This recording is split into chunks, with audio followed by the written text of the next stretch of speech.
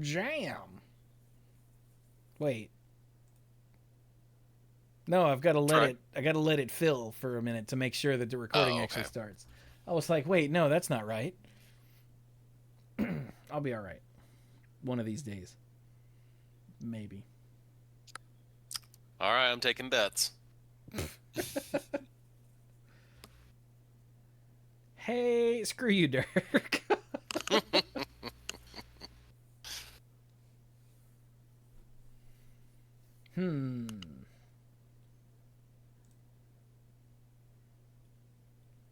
But yeah, I might go Bard. I don't know yet. Since it's me, I feel like I should do something that's charisma based. Bards are all about some charisma. I'm also looking at Warlock for the same reason. Warlock is fun. I can't say about Baldur's Gate, but I understand it's pretty true to the D&D experience. And yeah, Mike plays a Warlock. He can tell you all about it. It's awesome. Yeah, that's a thing I got to get Mike to do at some point. Hey, we were just talking about Vicious Mockery earlier. All right, that's a minute. Here we go. Now, jam. Hello, everyone, and welcome to the Mana Pool.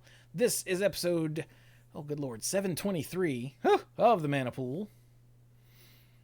And I am Chewy. Yeah, you are. And I like... green eggs and ham. Ice cream. I think we've established he doesn't like eggs. What? I'm Brian. I'm the lead rambler and tangent master of the group, and I like eggs. You're gross. Scrambled, hard-boiled, deviled. Eggs are just good. Unfertilized yolk. Mike, for God's sake, cut him off. I'm Mike. I'm the rules guy and the Kmore guy, and I like pickles. I got some extra pickles on my Mickey D's today. And I'm Dirk, the self-proclaimed greenest man alive and moral compass of the group. And I like a lot of things. I like Italian food. I like Japanese food. I like German food. Chewy, for God's sake, cut him off. All right.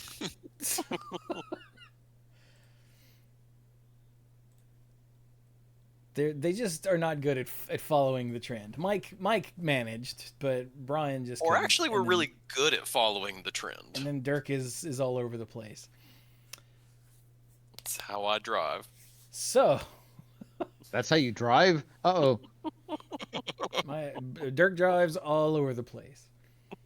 I remember, 15, 20 years ago, and I said, Dirk, you were like the safest driver I've ever been in a car with. I take that back. Why did I say that? Did we make Dirk drive to a pre-release once? I think that was it. Probably. I say that because I have driven almost all over this state. Oh, the whole state. All right, then. Yeah. So, Dirk is going to be the one who's like, man, why are we going so late? And he was the one that won't shut the hell up. So, this is, like I said, episode 723 of the Mana Pool. And we are starting a new series. Or feature? A thing that we come back to a lot. Whatever you call that. Let's say feature. Yeah, we'll say feature. This was Brian's idea. And I have them from time to time. He does. He has them most of the time, actually. But so he said we should look at resource management in games. And the more I thought about it, the more I've come to the conclusion that all games are just resource management made fun. Because if they're not fun, they're probably not very good games. Right. That is the goal. Now, we've all played a game that later we're like, why do we do that? And for Chewy, that's most board games. And World of Warcraft. That was for charity. I had to keep telling myself that. But the goal would be fun resource management.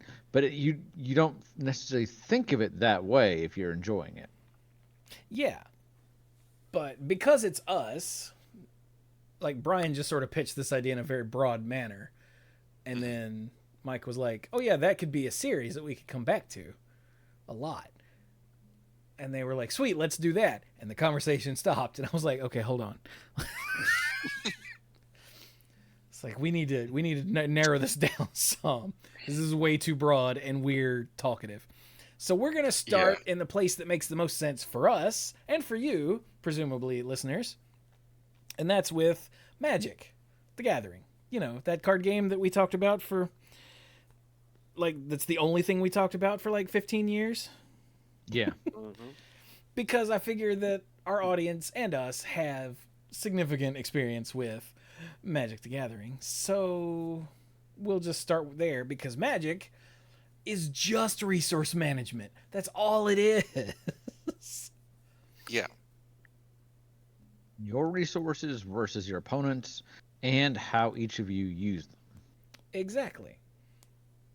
And because there are so many different resources to manage, you have so many different options. And as you all know, more options, more better. Maybe I should put that on some merch. I need to open a merch store. I'm gonna put the bad at this game emote on a shirt, and more options, more better. I like this idea. What is this? I can't even. I don't know if I could put that on a shirt, but okay. But anyway, if you have ideas for merch, by all means, let me know. But anyway, so how do we want to start this? There, chat, not chat, dorks. Definitely not asking chat. I was like, what? So like, what's the first resource we should talk about? I'm thinking. I mean, like, the mana system, right? Yeah, the mana. That's the level 1 resource in the game. There are other resources, but I think the mana resource, one might almost call it a pool, but we don't do that anymore. Is really what shapes the gameplay. And depending on how far we go with this discussion today, it is probably the easiest and yet at the same time most complex comparison with other card games. Magic doesn't really exist without the mana system. Even in Combo Winter. Oof. Oh yeah, by the way, the tentative title for this feature that I think Mike ended up dropping earlier in the pre-show is Supply Lines. Yes, and that was let us know idea. If that sounds good or not. Because I was like, what is it that Dirk said? You must construct additional pylons. And Mike went, that's not snappy enough. I'm like, we could make it snappy. And then nothing came out sounded good. It's like, pylon construction? Maybe this episode gets called You Must Construct Additional Mana Pools. Oh, that makes it sound like we're expanding. Like, you can own your own mana pool franchise. And I'm not ready for that. Yeah, that, and there are already several card stores called the Mana Pool that I really want to sue. But anyway, okay, so the mana system. So, as you all know, but some of you who might not be Magic players, if not, hey, welcome. The way you cast spells or play cards in Magic is with mana. The primary place you get mana are from land cards. Land cards are cards you can play one a turn. They provide different flavors of mana that are called colors. There are 5 colors: white, blue, black, red, green. And then there's actually colorless mana specifically. So there are 6 color types, flavors of mana. But let's not get too bogged down. And then some of them are hybrid, but that's more of a selection between different ones. At its core, there's those 6 types. Yeah, mana itself isn't the hybrid. That's just what the spell Right. wants. Brian, Yeah. stop confusing the issue. Well, because every card that There's isn't a also land. snow mana, and now I want to die. That's just a quality. Yeah, That's just a quality a mana can have. It's not a type. That's a dusting on the flavor of mana. Yeah, it's like when you have the yellow snow versus the white snow, right? So, don't eat the black snow. But how mana comes into play is every card that is not a land has an associated cost to play them. Again, just the bare bones definition of the game. When you're playing, you have the cards in your deck, they get drawn into your hand, and from your hand, generally, is where you're going to play them. And to play them, you pay an amount of mana equal to their cost. And they're the type of mana that the card calls for. So, for example, if a card costs 2 of any mana and then 1 green, then you need at least the 1 green, and the other 2 can be paid with any kind of mana at all. Yeah. And the way that this works in Magic is it steadily increases the longer the game goes. There are ways to get more lands out, but just generally speaking, to the general flow of the game, you start out with no lands and therefore no mana.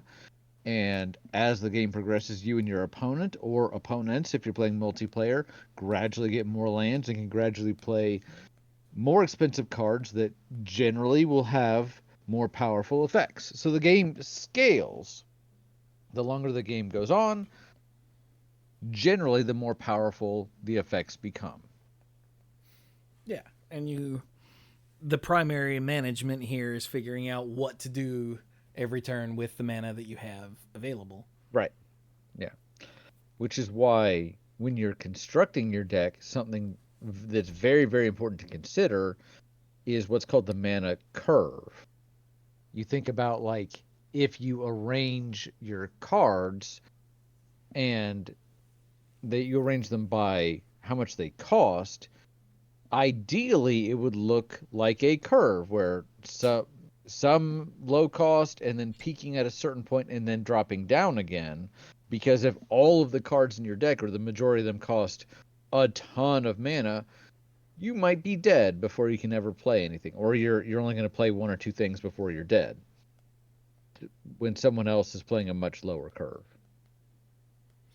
Yeah. So this is one that begins before the game even starts, because you've got to... Right. It's part of deck construction. It's not like Hearthstone, where, first turn you get 1 mana, second turn you get 2 mana, third turn you get 3 mana, up to 10, guaranteed. No, you've got to find it. Yeah. Yeah. And it's also not like some other games where what was the one that wasn't Yu-Gi-Oh that Wizards did, where every card could be dual something? Duel Masters. Duel What? Masters. Duel Masters, yeah, where every card could also double as a mana source. Yeah. In Duel Masters, you don't have lands. All of the cards in your deck are one of the 5 colors, and on your turn you can put a card from your hand into your mana section, your mana zone, I forget what it's called, and it does not function as the card that was printed. It functions simply as a source of that type of, I forget what their resource was called, but essentially mana or energy or whatever. Yeah. So you didn't play with lands. Let me say that Magic is widely considered one of the first, if not the first, collectible card games. Because you had trading cards before then, like baseball and whatnot, but unless you had King Griffey Jr. fight Babe Ruth, you didn't play them in a game.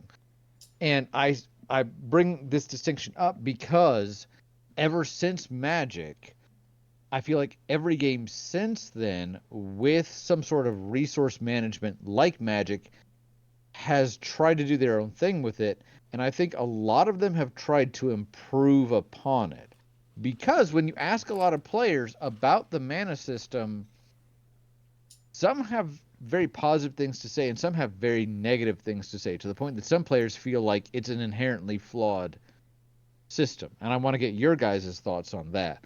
But I feel like ever since then, every game that has a system even close to the mana system tries to tweak it in some way. You mentioned Hearthstone, and in Hearthstone, you get 1 mana crystal every turn just automatically, right? Yep. Right. In Force of Will, which I think is still going, but I'm not sure. Force of Will was a game that I have some mixed feelings about. I enjoyed playing. I played a little bit with Mike. I taught him how to play, if you even remember it. But I felt like Force of Will tried to sell it too much as this is the best game because it talked about all these negative aspects from other games and said, we just do this better. That's kind of how the advertising came across to me. There were some YouTube commenters that were all about it. Like, I swear they must have been paid by the company because they were super into it. And one of their things was with Force of Will, you had a separate mana deck, and it was either 10 or 15 cards. And during your turn, you shuffled that at the beginning of the game, and during your turn, you could flip over the top one, and that card goes into your resource pile, and that's how you get mana and resources. And it's a bit randomized in that if you play lots of colors, then to support that, you have to have sources that make more than one, or just like with Magic, the more colors you play, especially if you're just playing basic lands, the harder it is, right? But you did get 1 a turn no matter what. Was it no matter what, or you had to choose between drawing a land or a non-land? I don't think you had to choose. I think you just got one as an action. Okay. But I will say, for everybody out there that's like, oh, the mana system sucks, because lands have grown to have such not all lands just tap for mana, or some of them tap for more than one type of mana, or some of them are Tolarian Academy or Gaia's Cradle, or whatever. Lands and the mana system are so integral to Magic the Gathering. It's not just, hey, here's how you play for your stuff. It has such a huge impact on deck construction that I don't think you can just say, oh, it's flawed. I think it's too bound up in what the game is. Does that make sense? Well, it's only flawed if you're looking at it as it's supposed to be some absolutely reliable way to ramp up the pace and play of the game every turn. If that's what you're saying that it is absolutely supposed to do, like a guaranteed thing like Hearthstone, like the way you described Force of Will, yeah, it is flawed because it can't do that, because it's unreliable, because there's a chance aspect to it. But the way it works here, it's another line of play. It's another level of difficulty. It's another level of friction that's put into the game that you have to play around. Thank you. Another and when I say that resource management, one might say. Yeah. Yes. Hey. And when I say that it's been considered flawed, I am not speaking from a personal perspective. These are comments that I've heard made. Yeah. And I feel everyone's entitled to their opinion, but I disagree. I do think everyone that has played more than 2 games of Magic has been screwed. You've had the mana screw where you don't have enough lands, or you've had the mana flood where you're like, oh, I'll just keep drawing, and you draw like 4 lands in a row, so you're not drawing other things. Everyone has had that.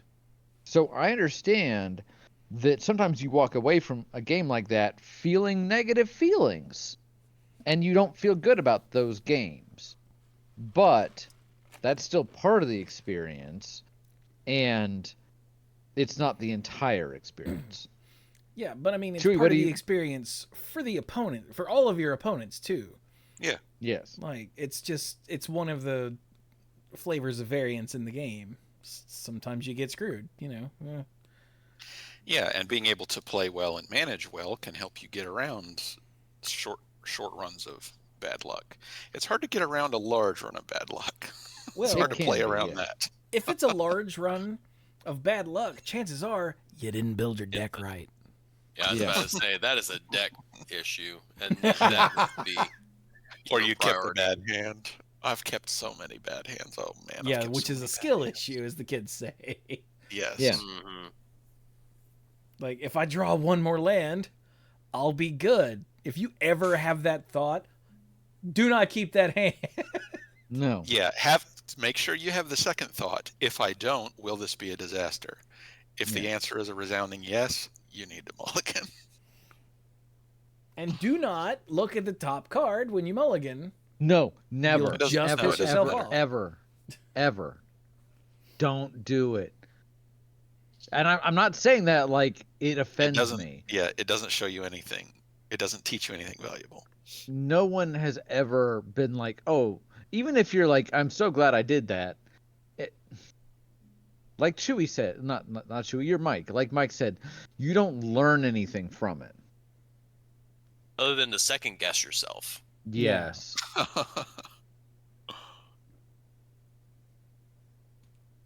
Which don't do that to yourself.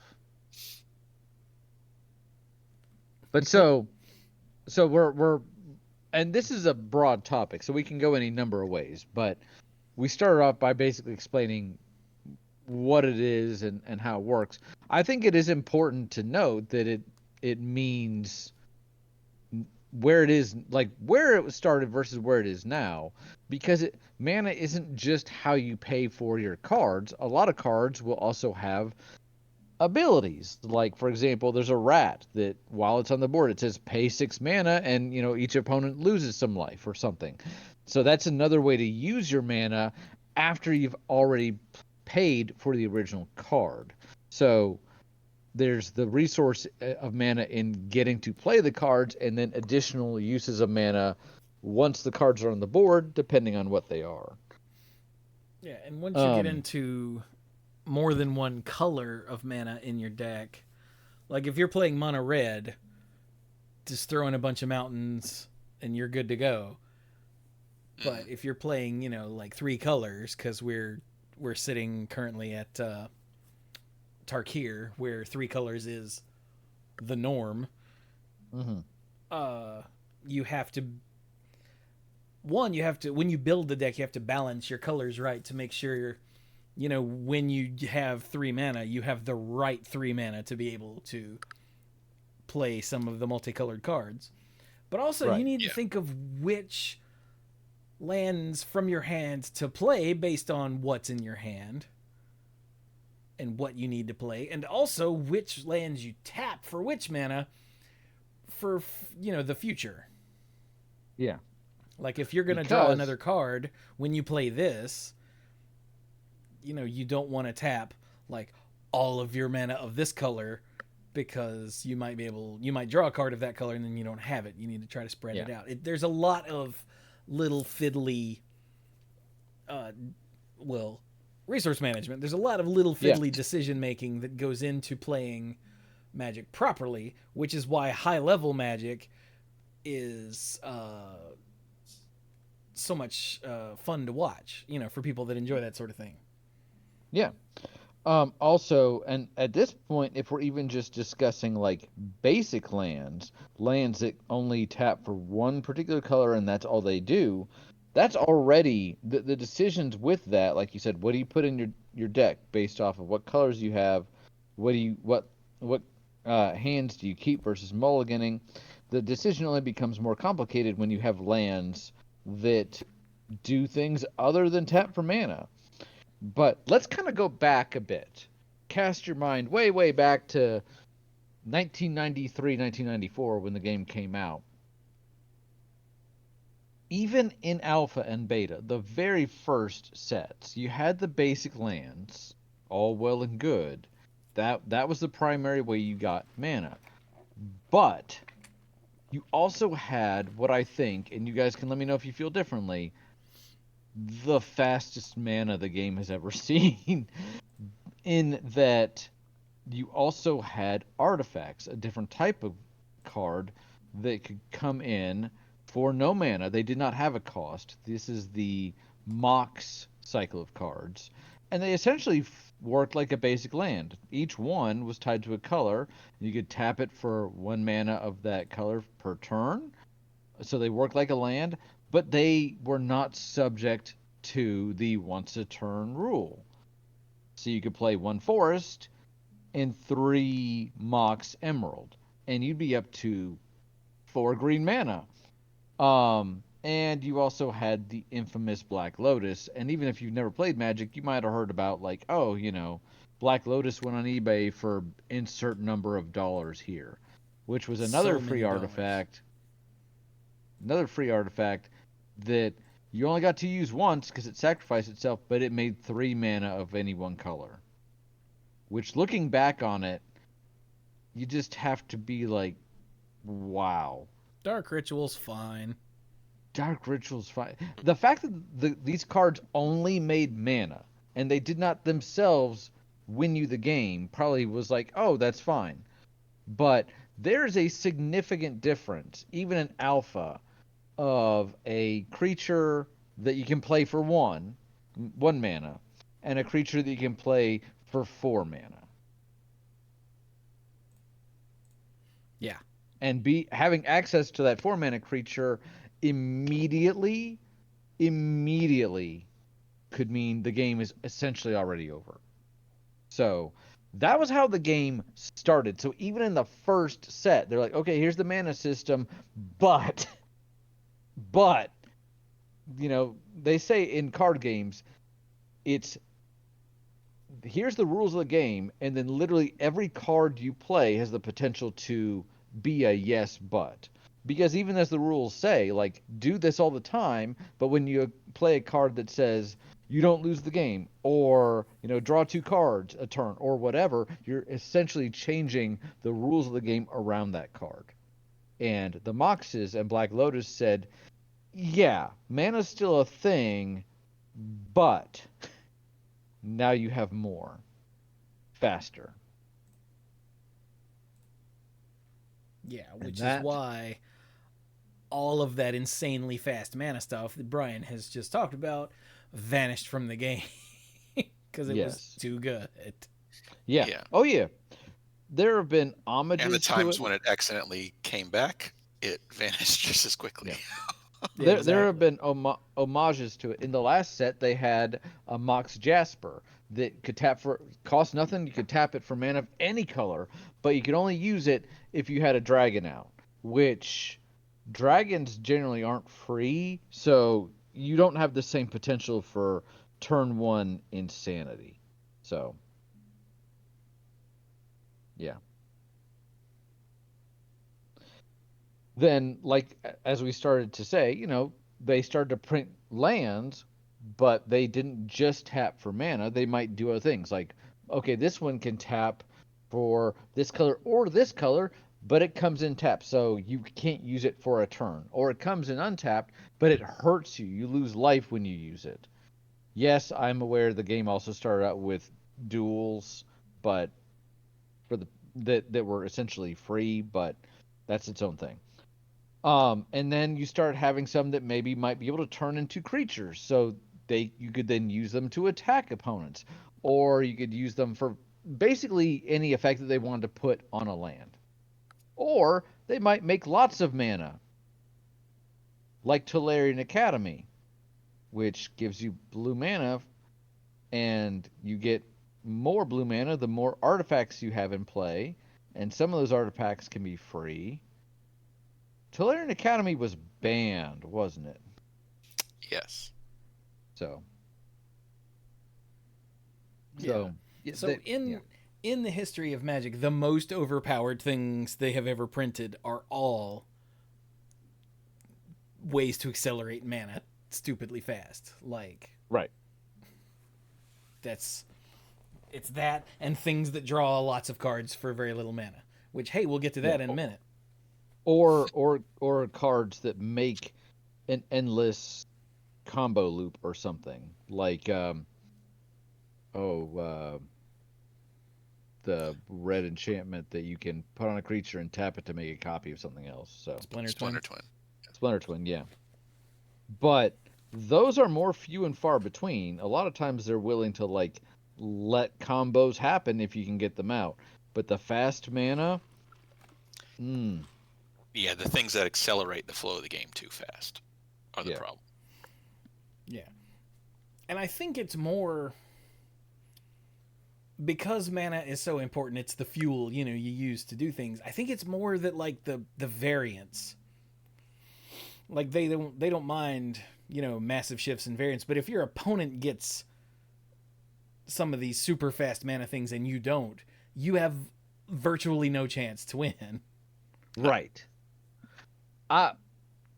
Standard right now is okay. I say okay because there are still, I don't think there's anything stupid broken in it, but there are still some games, thank you, red or black, that really feel like they're done by turn 3. And I have realized something about myself. It's only taken me like however many years I've been playing, but I'm a mid-range player, meaning like I don't want an all aggro deck, and I don't want like a control deck where I'm literally saying draw go for 20 turns. I am a mid-range player. My decks tend to be mid-range. When a game is over or essentially over because of what happened on turn 2 and turn 3, I don't get enjoyment out of that. Now, and that's in a normal state of games. Again, standard is just very aggressive right now. That's without being able to have access to, like 6 or 7 mana on turn 2 and turn 3, which just makes it so much worse.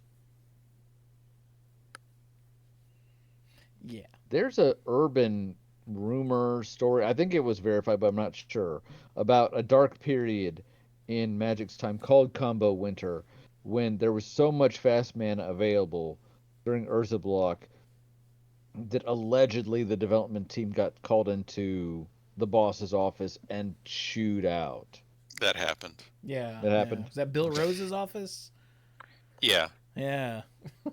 Yeah, Bill Rose called in to yell at the entire R&D team and threaten their jobs if something like this ever happened again. Players from work joked that day. Hey, players how was joked work that the today, early honey? game was the coin flip, mid game was mulligans, late game was turn 1. Oof. I say That's- again.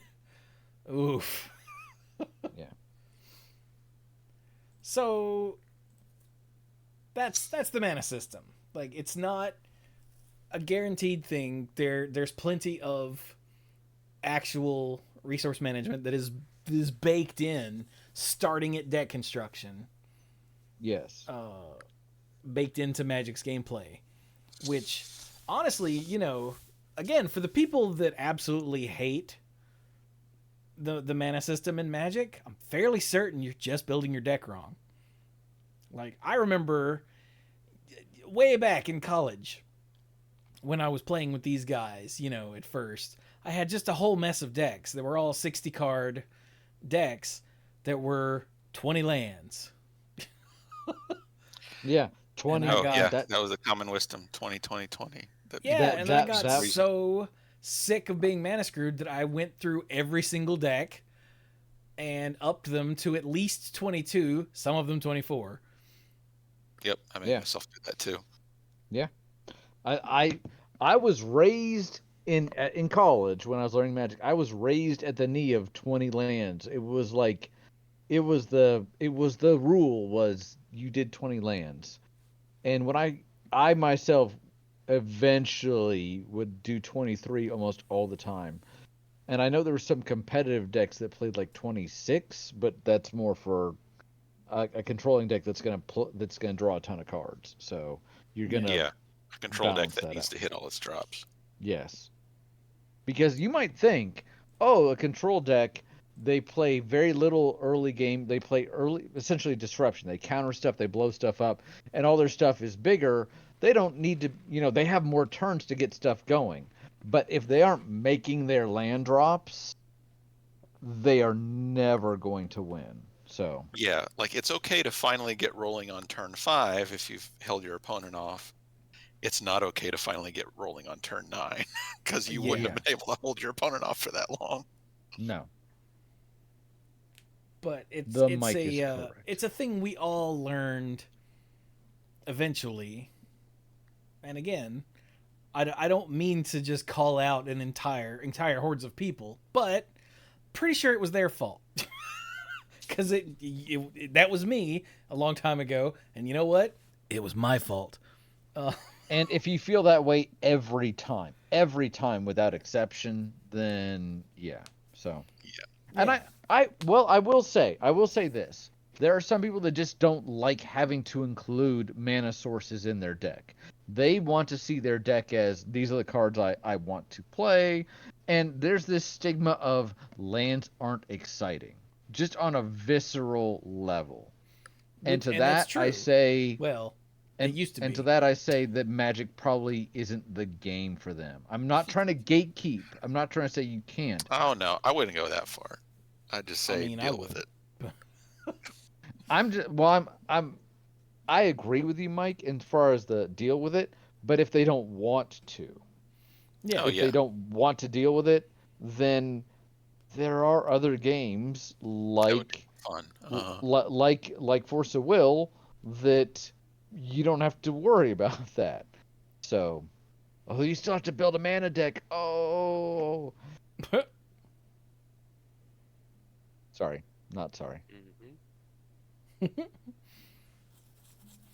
So, But yes, go ahead, Chewy. I was just gonna move on away from mana if we were done with it. The last thing I was just gonna say is I do like the fact that the people that make Magic have been doing this for over 30 years. And I might complain about, oh, this one has cowboy hats, or oh, this one's in space, or oh, this one's just cat themed. But I will say, Why would you they complain have. about a cat theme? What's that? Why would you complain about a cat theme? I'm just throwing it out there. I don't know. I haven't seen the movie Cats, so I just that's what came to mind. But I will say that they have put out a relatively a higher quality product than I could ever manage for 30 years that keeps innovating itself, but still feels like this is where Magic started, even if it doesn't. And trust me, we've come a long way since Alpha. Point is, I give them a lot of credit, and I do give them a lot of credit in managing the mana system. Not just like, oh, here's different ways of getting mana or whatever, but like there's artifacts. Some of them will tap for mana. Some of them will search your library for a land so you can play it that way, or in the latest set, there were ones where you played it and you go search your library for one of 3 types of lands, and later in the game, you could sack them for some sort of effect based off of which tribe they belong to. There were the signets from Ravnica and the keystones. Point being, I feel like the developers have done their best to try to still utilize this mana system, but use it in such a way that it itself still feels like it's keeping the game innovative. That's all I was going to say about that. I'm ready to move on. Just wanted to throw that in there. Well, yeah, when the game's been going as long as it has, they've got to, zhuzh some things up every once in a while. Nice vocabulary word. Thank you. I do love a good zhuzh. I know you do. You want some zhuzh for your salad? Oh my god. So that's the mana system. There's so much decision making involved, and a lot of it, like, the longer you play, it becomes second nature.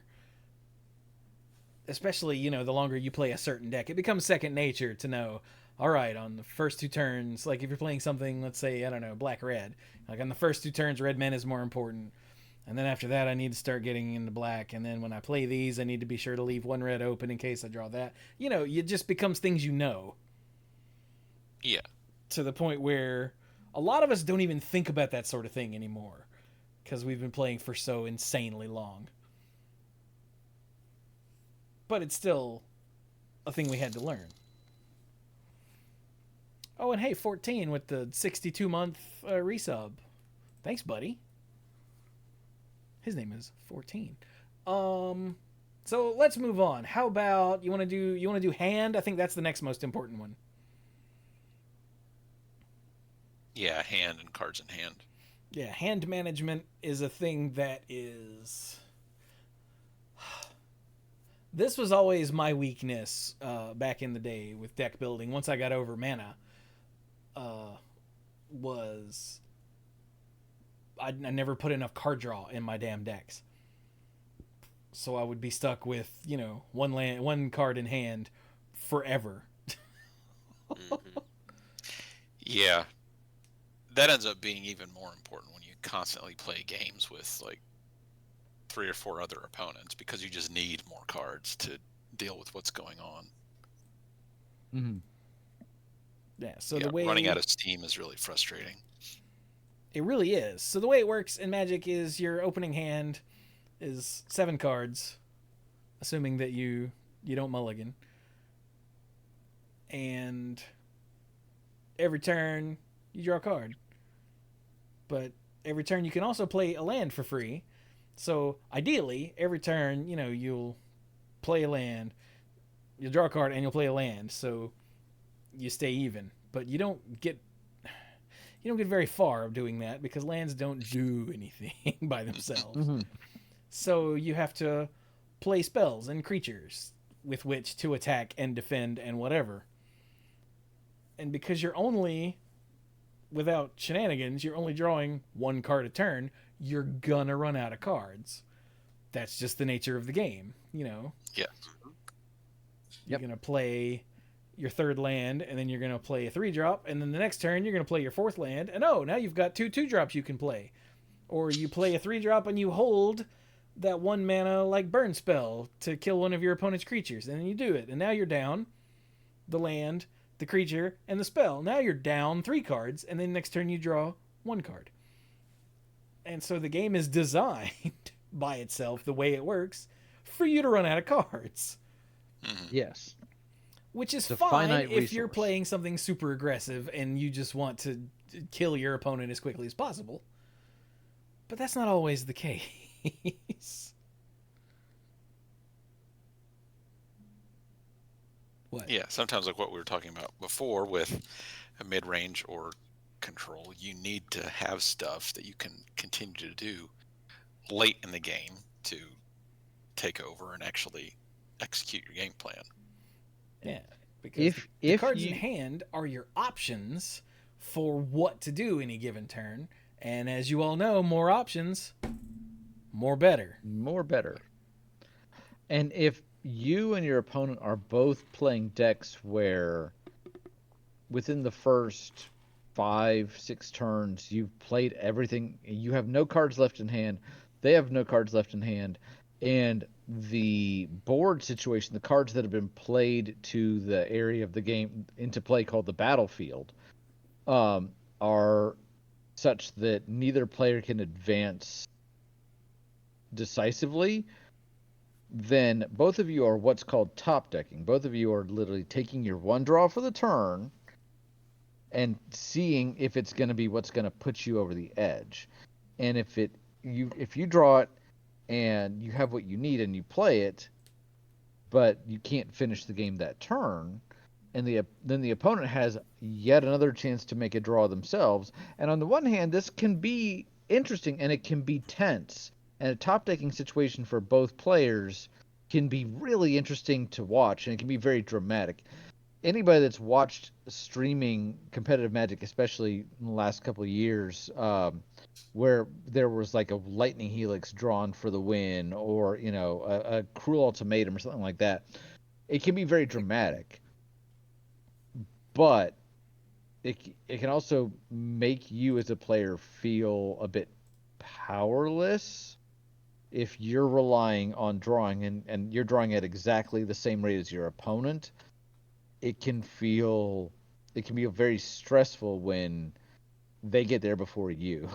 Which once again kind of comes back to deck construction. Like, what do you put in your deck and what are the odds of you drawing it? But Magic is inherently a random.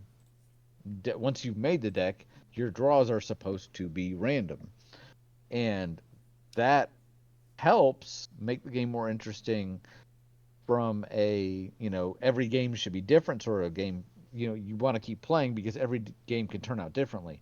For people that play specifically to win, it is a challenge to be overcome. You want to make your deck as consistent as possible so you minimize the chances of being in a top deck situation that you don't come out ahead in. And one of the easiest ways to do that is to find effects that draw you more cards, thus putting more cards into your hand, thus more options, like the Chewy said. Yeah, and probably turn them into more cards on the battlefield to give you the advantage there. Yeah. What is every new player's, especially every new multiplayer player's best friend? And it's not Soul Ring. Please, Soul Ring, put your hand down. It's Howling Mine. Which of Oh. us hasn't? I mean, there's probably like a bajillion answers to that question. But which of us has not loved, just playing Howling Mine? Because it's great. Everybody draws more cards. It's awesome. I love Howling Mine. Yeah, Or everybody when loves Howling Mine. somebody says Howling Mine and everyone goes, yay! Yes. And then somebody kills that person and everybody else then wants to kill them for taking their Howling Mine away. Or if you've never played them before, you're going, okay, a Howling Mine, I like this, but I'm also a little worried. Well, you should probably be worried by anything your opponent plays. But yeah, cards in hand are essentially the second most, and in a certain way, they're almost more important than the mana system because without mana does nothing by itself. It's the cards in hand that you're actually playing. So they go. Oh, I was about to say hand in hand, and I can't do it. I'm sorry. Do it, you coward. They go hand in hand. There you go. I don't feel better, Mike. I don't feel better at all. As we've been comparing to a couple other card games, I want to mention the first trading card game I ever played, the Star Wars trading card game by Decipher. And this was a fascinating card game because I'm sure one of the other resources we're going to talk about in a bit is your life total. And essentially the number of points you have before you lose and the number of points you have to take away from an opponent before you win. In Star Wars, these were one and the same. So in Magic, generally, except for certain formats like Commander, you have some freedom to build a deck with as many cards as you want. Usually it has a minimum number. In limited formats, you have to have at least 40 cards. In standard constructed and other constructed formats, it's minimum of 60 cards. In Star Wars, you had to play, I think it was with 60 cards. And the reason that you were set is because you lost when your deck ran out of cards. So as you're drawing cards to then play, you are exchanging one resource for another. You are getting the cards you need into hand so that you could play them to the board to then attack your opponent, drain their resources, things like that. But with every card you play, that is a card that is no longer in your deck. So it had this fascinating tension to it. And it led me to seriously overvalue used interrupts versus lost interrupts. And interrupts were basically like that game's sorceries and instants, where they were cards that you played, had a one-time effect.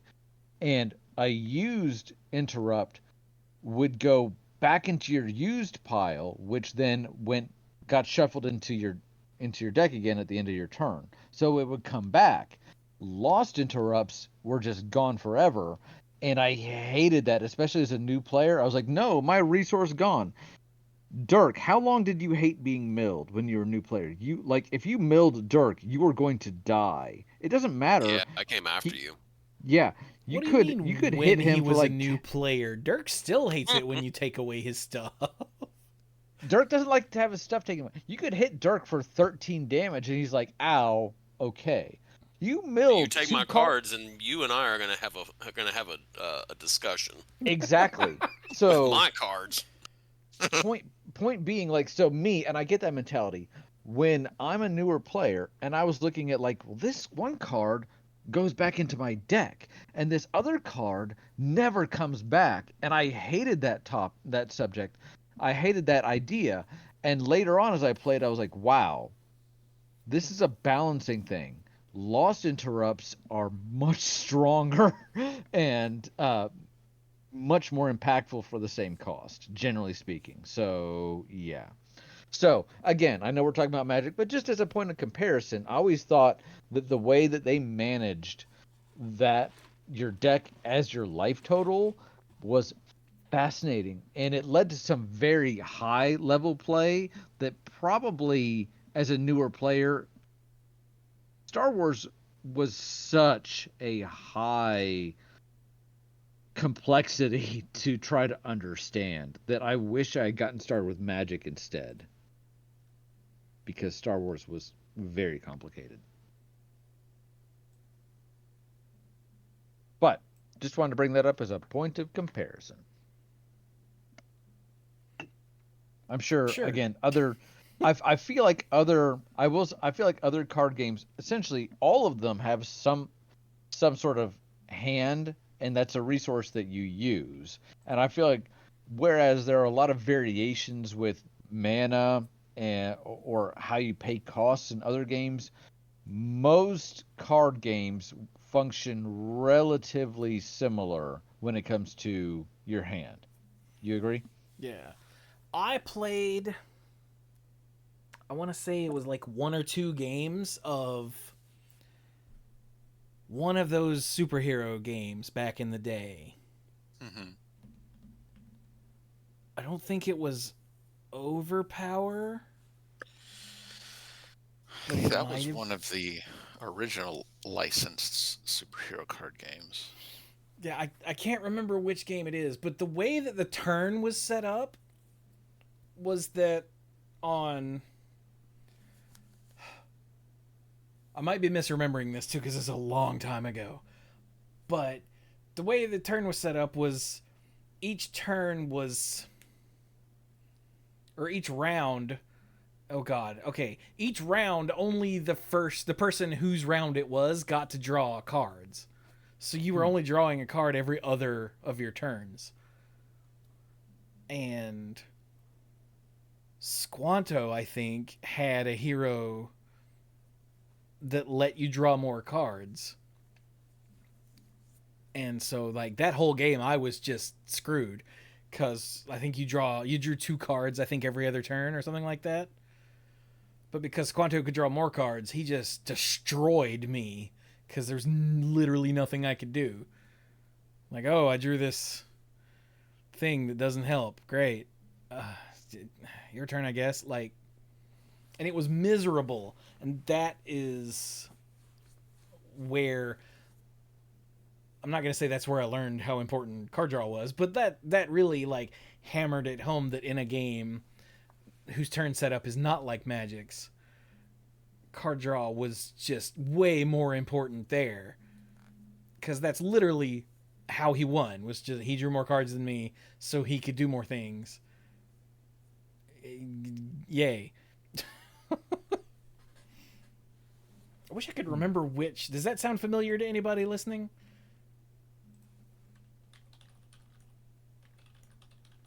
No, I've played a lot of card games, but I'm not sure. I'm trying to remember if I played Overpower was by Marvel, right?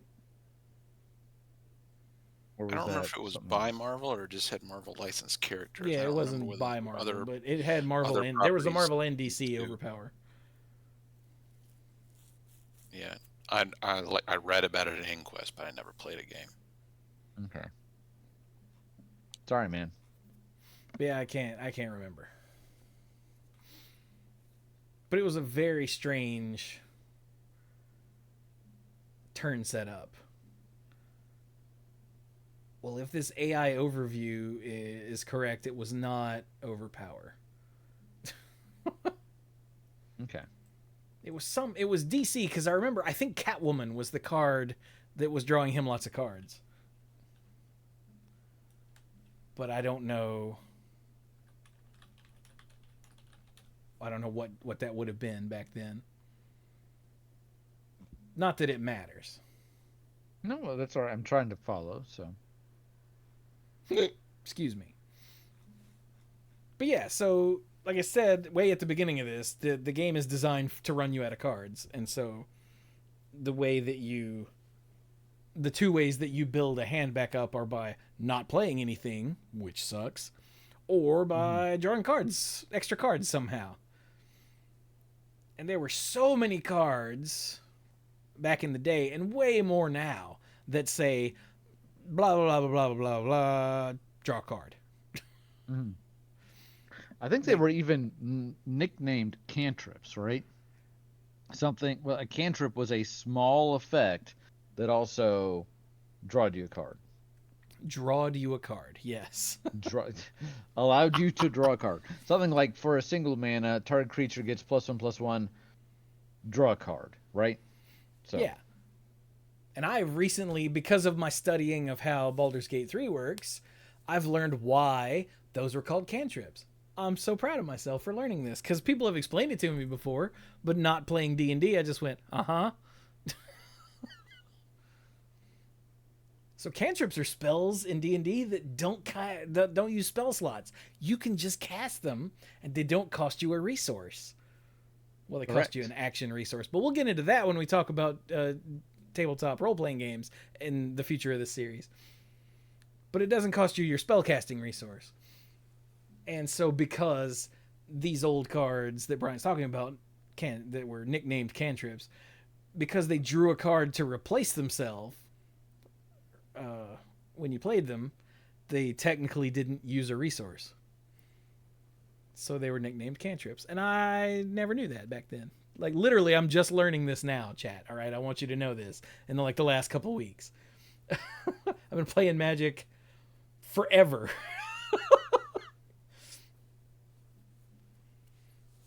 But, and because resource management is so big in multiplayer games,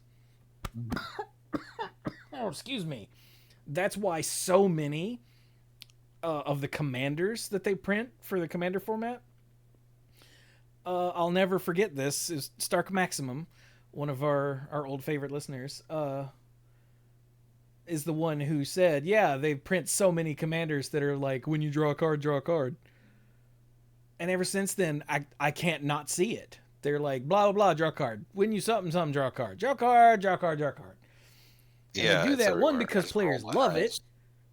2, because it's easy to put that on a card. And 3, because players love it. Well, yeah, because, again, the more opponents you have, when you're playing it against one other person in a duel, so to speak, you have to take them down from 20 life to 0, and maybe they gain some life over the turns or whatever, but that's the concept, and they are drawing one card a turn. Again, variations are included. If you play against 3 other people, it's exponentially harder, because then you have to go through all of them, and no, you don't have to, they're probably also trying to target each other, but your cards just have to do more work. So the more cards you draw, the more cards you have to use. Funny how that works. Right? Right. I think originally, when they came out with the first 5 Planeswalkers and the first couple after that, as much as I really enjoyed having a new card type, they were the first new card type in X number of years, a long time, they felt, even the stronger ones felt inherently weak in multiplayer, because you only ever got to use their effect once per round. And the first 5 were fairly powerful, but they were not anything crazy. They were fairly expensive for what they did, and I loved the idea. But later, now that we've had others that have effects that go beyond your turn, like, oh, this creature will get minus X power until the start of your next turn, so it lasts for a while, or static effects, those I think can be more impactful. But the early Planeswalkers struggled in Commander and in multiplayer, because it's one card and you can only use it once per turn, and it has to survive all your opponents which can be harder to pull off than you might think. It was very hard. I have so many copies of Baby Jace in so many decks Yeah. because his That plus one's one easier ability because is it's everybody like, draw a card. yeah, it might even be +2. Howling Mine, baby. Yeah, exactly. It's like, oh, you don't want to kill my Howling Mine, do you? Yeah. Look at his sweet Chase Baby Bellerin Jace is a lot face. easier to keep alive. Yeah. So, all right. I guess that covers hand, Yep. which is why discard, especially discard where you get to choose what the opponent discards, is so important in tournament play whenever there are viable, decks that can handle that. Yeah. Because you get to look at their hand and pick something that you don't want them to have. Yeah. And of course, the most ridiculous discard spells were the random discards, Hymn to Turok and Mind Twist. Yeah. And Hypnotic Spectre. And Hypnotic Spectre. Hymn to Turok would cost 2 mana and said target opponent or whatever discards 2 cards at random. And for some reason, they thought that was okay to print. Spoiler alert, it was not. For 2 mana. That's not enough, by the way, for that effect. Yeah, nowadays when they print discard, it's like, your opponent shows you 2 cards and you pick a sorcery from them or something. It's very specific rather than just discard some crap. Hurry up. Yeah. Or you do the red thing where it's draw 1, discard 1. Well, that's about your own draw. Yeah. He's talking about making your opponent discard. Yeah, disrupting your opponent. Yeah. Although, yeah, that's another thing that they've added is card filtering. Yes. The blue version where you draw a card and then discard a card is looting. You're not getting more cards in hand, but you're seeing more cards to increase the quality of your hand. Yeah. Card selection. Yeah. And then the red version is, slightly less good because it's discard a card and draw a card. Or at least it used to be. I don't even know if they've done that in a while. No, they have. It's in the latest set. Yeah, they still use it. But they also give red the exile cards from the top of your library, and you have a window to play them in. Yeah. So there are lots of different variations on making your hand better. But let's move on to my favorite resource in Magic, your own life total. Before we move off of that, there was one more thing I wanted to say. I got pulled into a side conversation during a big part of that. Oh my God. Another way to manage the cards in your hand is to manage the mileage you get out of the cards you play. To manage the card advantage that you get from playing things or not playing things. Because if you can use one card in your hand to deal with 2 or more cards of your opponent, that's awesome. Because then you didn't actually have to draw any cards to get more effectiveness out of the cards you played than your opponent. And if you can look at your board and say, or, it might be as simple as looking at your board and saying, well, this is pretty good. I don't actually have to play any more cards right now. I could just hold this other one until I need it later. Yeah. That's another way to manage your hand and the cards that you can see if you're not getting any extra. Yeah, there's a reason that a staple of control decks is, the Wrath of God effect, where destroy all creatures. Because if you've got 1 creature out and your opponent has 4 creatures out and you cast Wrath of God, you're down 2, they're down 4. That means you're ahead. Yeah. Yep. Especially if you have mana after that to then play another creature. Hey. Now you're ahead in card advantage and you're ahead in initiative on the board. Hey. I mean, already, you're talking about like, oh, if you use one card to blow up 3 of their creatures, that's already a 1 for 3.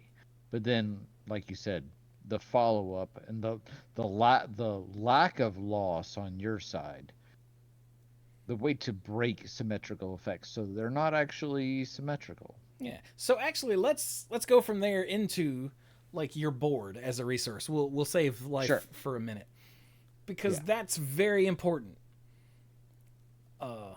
In most games of Magic is having a board, you know, planeswalkers and creatures and artifacts and enchantments or whatever on your battlefield that can do things like, I don't know, hit your opponent in the face and take their life total to 0.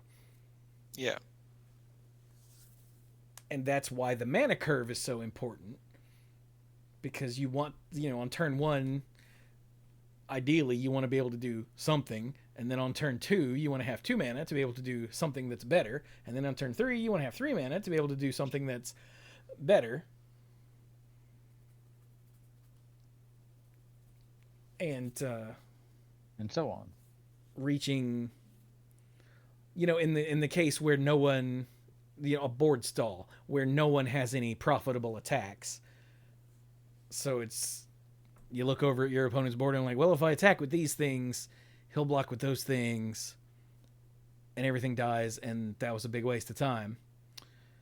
Go. Yeah. That's where you want to be able to draw cards, to give you options to be able to break those board stalls. You don't want to hit, parity and then just stay there forever. Yeah. Mm-hmm. A board stall is better than losing, but eventually you need to be able to break out.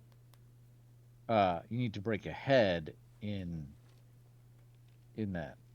Or a board stall is okay for a while because you're not losing, but at some point someone is going to break parity. Yeah. And you want it to be you. And that's where you have things like removal spells, whether it's killing a creature or blinking a creature out of the way or bouncing a creature to the opponent's hand. You have ways to disrupt your opponent's board so you can get through, or you have ways to enhance your own board to make it get through. Like, if you're at a board stall and your opponent draws a card and goes, I attack with everyone, Yeah.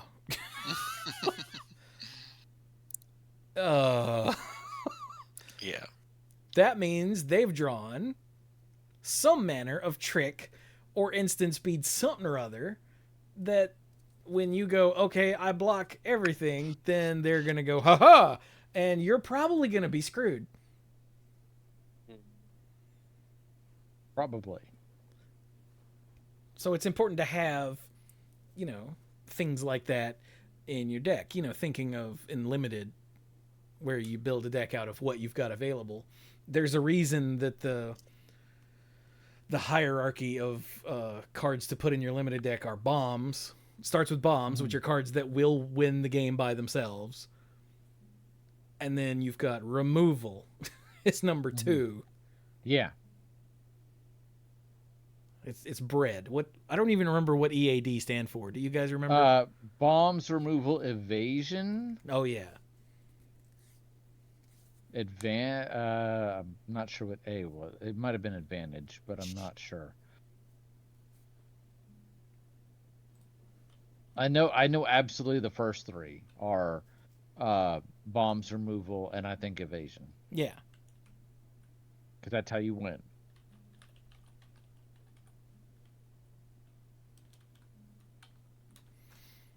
Okay, here we go. Bombs, removal, evasion, aggro, and duds.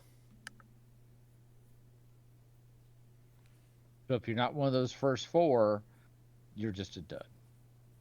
I will say that while I'm a big believer in bread and carbs and all that sort of stuff, starting with around the original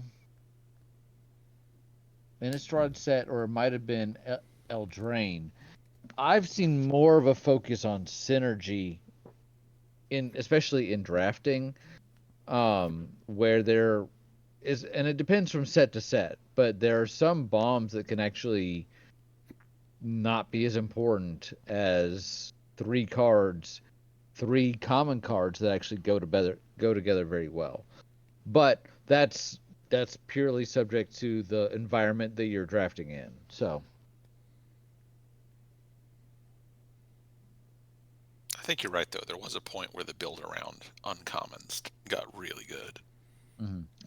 There was the set where there was the spider spell where you got spiders for every card in your graveyard and had flashback. And first time I drafted against a guy who that was like his whole deck, and I was like, wow, I don't have a good way to get around that, even though I've got this ridiculous thing here. So I think that was Dark Ascension, the second Innistrad set. okay. You, Maybe. you speak with authority, so I believe you. I don't remember if it was Dark Ascension or if it actually was Innistrad. You speak Spell is with just called Spider Spawning, something right? close to authority. Spider spawning, yes.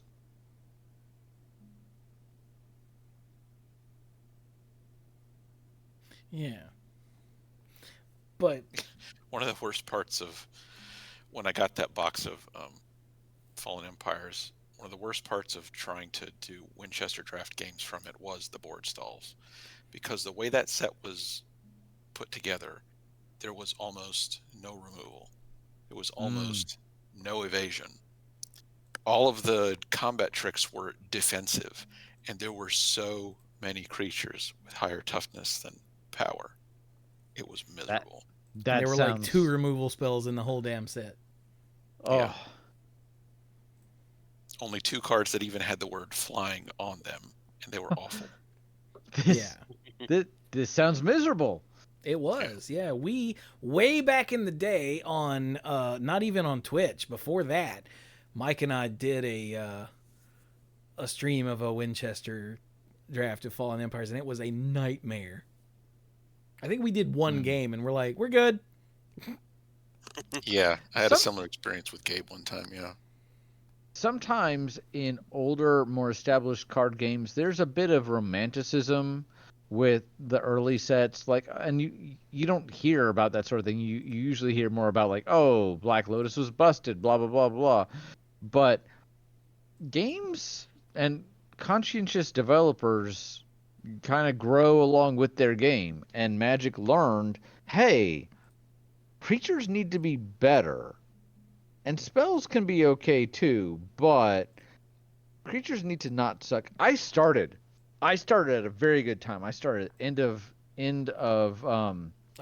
Odyssey block, beginning of Onslaught, and creatures were really starting to matter a lot more. They were not as afraid of printing good creatures.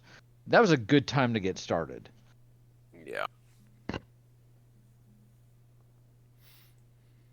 But so yeah, but returning to what getting Chewy back to said, the point. the board, having the board as a resource is extremely important, because there's 2 strategies with creatures. One is considered go big or go wide, and go big, also known as go tall, is like have one giant creature that they can't handle.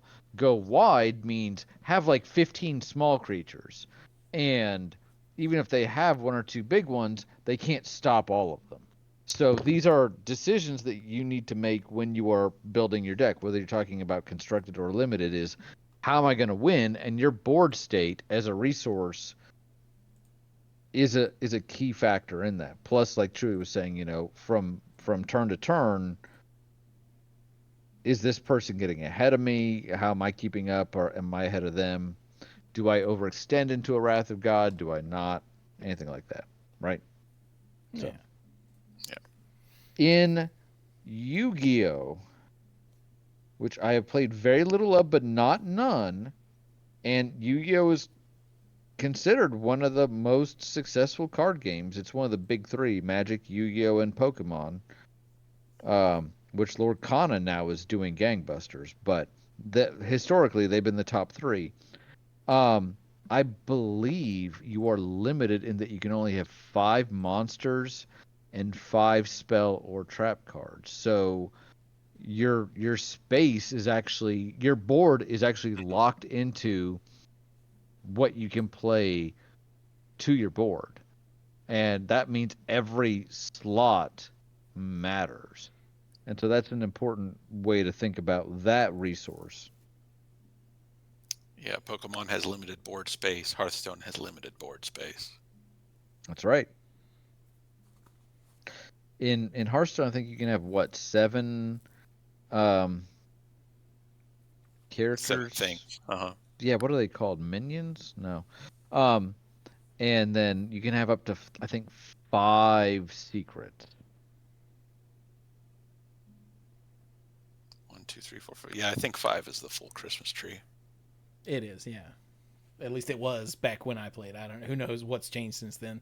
Oh, yeah. That's true. But I don't want to get too deep into the whole board side of things because that's actually playing Magic. Like Mm-hmm. that's not a, people don't think of that as resource management. They think of that as playing Magic. Mm, But I got you. it is resource management because all of Magic is just different flavors of resource management.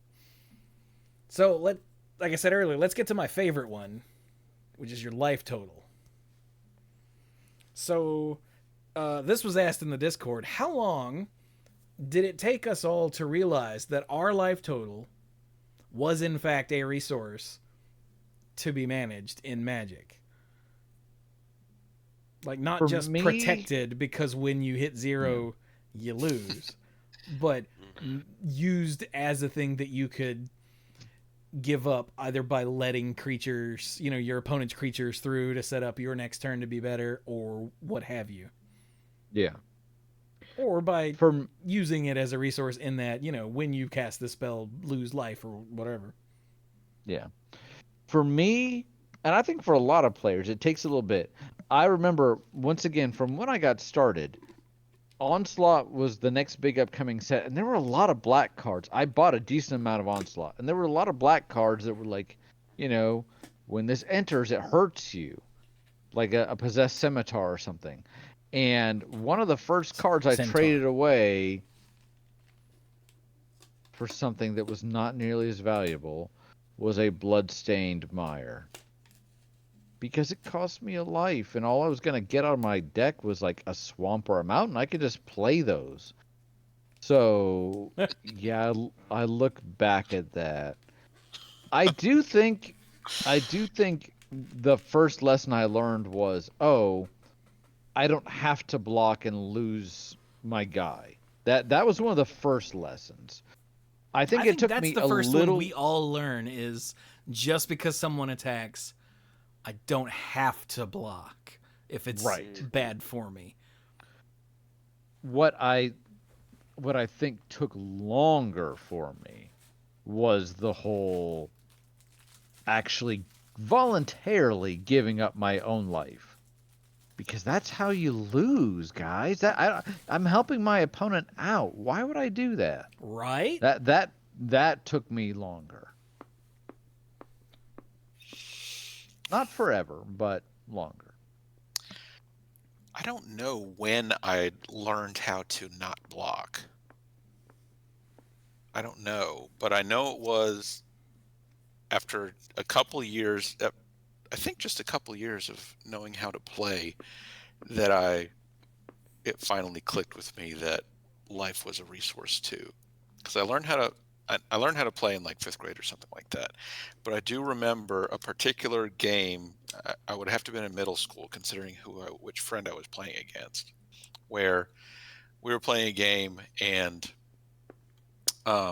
he played Mundungu, which is something I'd never seen before. It costs 1 a blue and a black. It's a wizard. It's a 1/1. You could tap it, counter target spell unless its controller pays 1 and 1 life. Okay, he played that. So I got to play a spell. He activates Mundungu, and I'm like, ooh, I don't want to lose a life. So I just let my spell be countered. And I was just locked in, and I lost horribly. So we played another game, and we switched decks. And during that game, I happened to draw and play the Mundungu. And I was like, ha. So he goes to play a spell and activate Mundungu, and he pays 1 and 1 life. And I'm sitting there like, how could this man just throw away his life points like that? What is he doing? And I lost. And then I understood. Nothing like seeing it for yourself, right? To be Right. like, oh.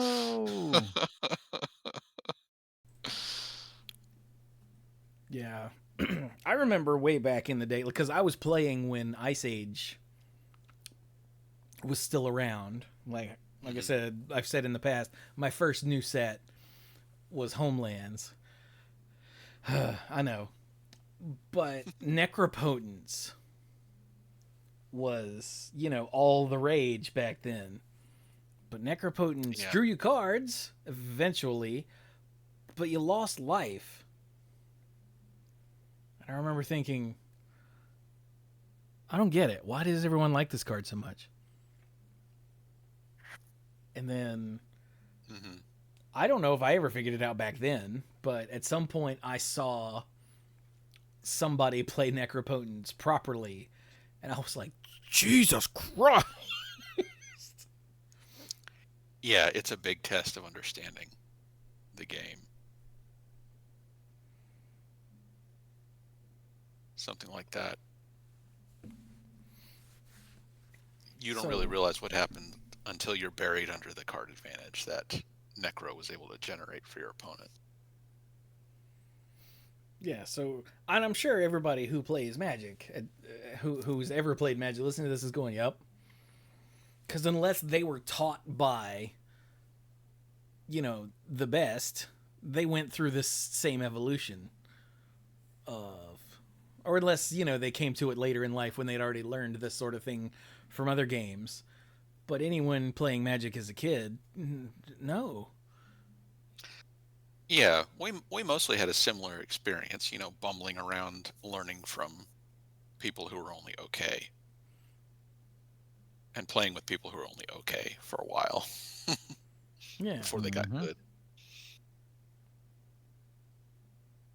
It's true.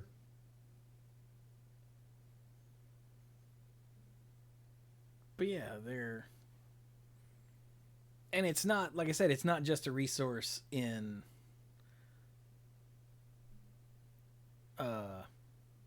in that, oh, well, I don't have to block. I can, I can eat this 2 damage and have a better turn next turn.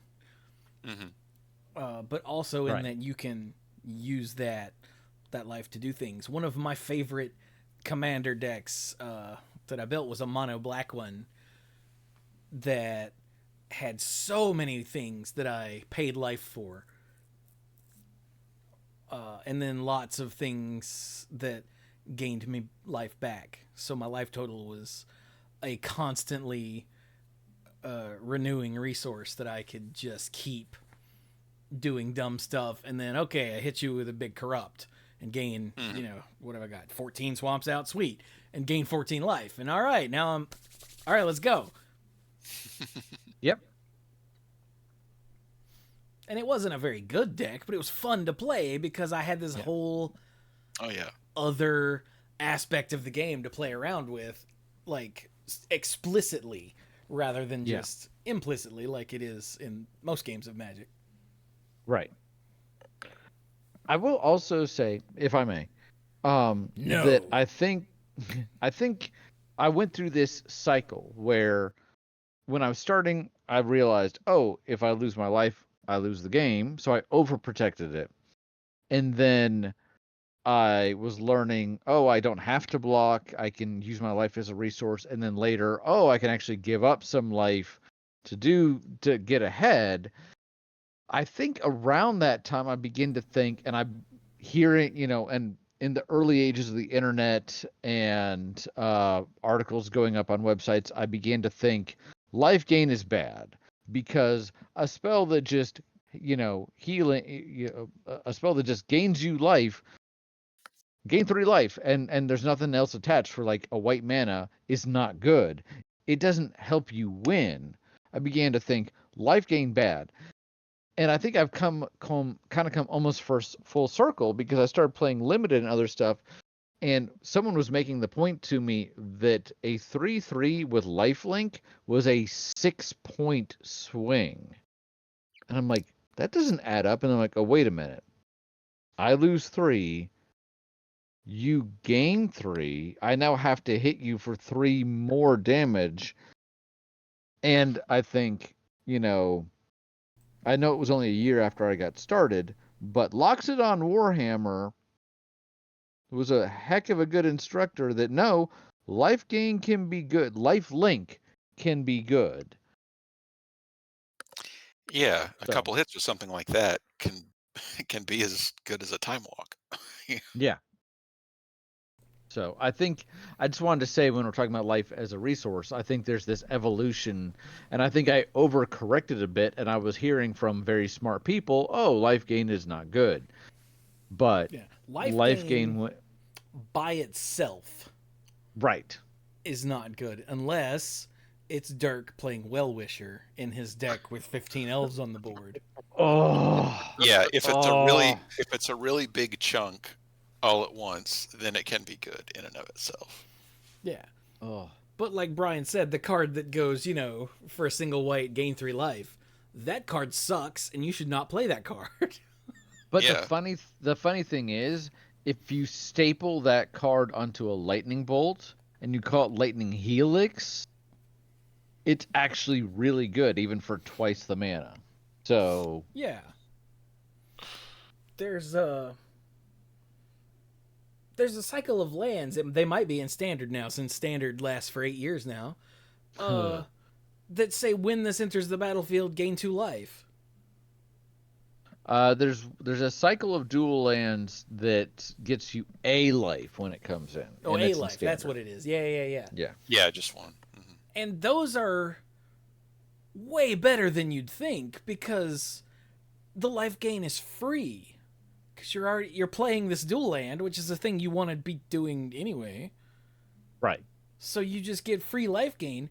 That's insane. Especially in a format where, there are aggressive decks and every life point counts. Yeah, you're like getting a little. It's like, oh, here's a little compensation for the fact that this land enters a battlefield tapped, and you have to wait for it. Yeah, but Yeah. they like if you play 2 of those, you against a super aggressive deck, you might have just bought yourself a whole turn with which to turn the game around. Like that's a thing that Brian has just brought it up, that first you learn, oh, life gain's good, dude. When we discovered Stream of Life back in the day, oh my god, the anti-fireball, are you kidding me? This is insane. Stream of Life says pay a green and X to gain X life. It is not a good card. I can gain as much as I want. Awesome. As much as I want. How much? How much have I got? That much. Minus 1 green. But, that doesn't do anything. Because you're not advancing the board. You're not in any better position than you were. You might have an extra turn or 2 now, but you didn't do anything else. And your opponent is going to draw a card and be further along than you. So, it's not good. Whereas when it's attached to something else, like the Loxodon Warhammer gives a creature +3/+0 and trample, and it's not lifelink, is it? It's did they change that to lifelink? Doesn't matter. Good question. I think it's still the Spirit Link thing, the triggered ability. I'll look it up. Not that it matters, but it's life gain that's attached to something else that you already want to be doing. Like, there are a lot of just creatures that do something and then say, oh, and gain a life, and you're like, or gain 2 life or whatever. You're like, sweet. Yeah. A Stream of Life, like you said, gain X life. A Sphinx's Revelation, which costs X, a white, and 2 blue, which you gain X life and draw X cards, and you're like, I have to spend 4 mana to gain 1 life and draw a card. That's dumb. But it's actually just stupid. Among Yeah. other things, it's an instant. I remember when that came out and it was paired against, there was a Rakdos's something where it was like Rakdos Return. Rakdos Return, where it's like target opponent takes damage and discards discard. that many cards. But Sphinx's Revelation was actually played. Sorry, Yeah. Rakdos's Return. The early hype was about Rakdos' Return, and I think it was because the fact that Sphinx's Revelation had the gain life on it, it threw people off and it biased people against it. Yeah, because life gained bad. Mhm. Yeah, but then they didn't realize it was just, free life gain tacked onto a stroke of genius. Yeah. Worth every penny. Mm. I mean, both the mana and the physical money to buy the card. Sphinx's Revelation was everywhere. Yeah. I think I still see it in my dreams. But yeah, like you were saying, player, as you grow as a player, you kind of go through these cycles. You also learn that just because you forgot to untap your stuff doesn't mean you can't untap it, Nate.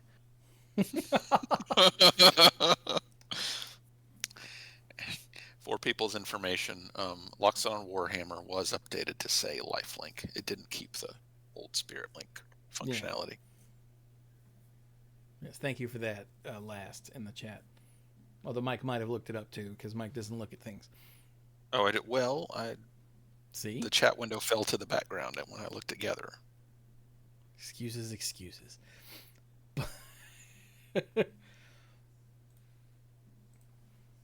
So yeah, that's you guys remember?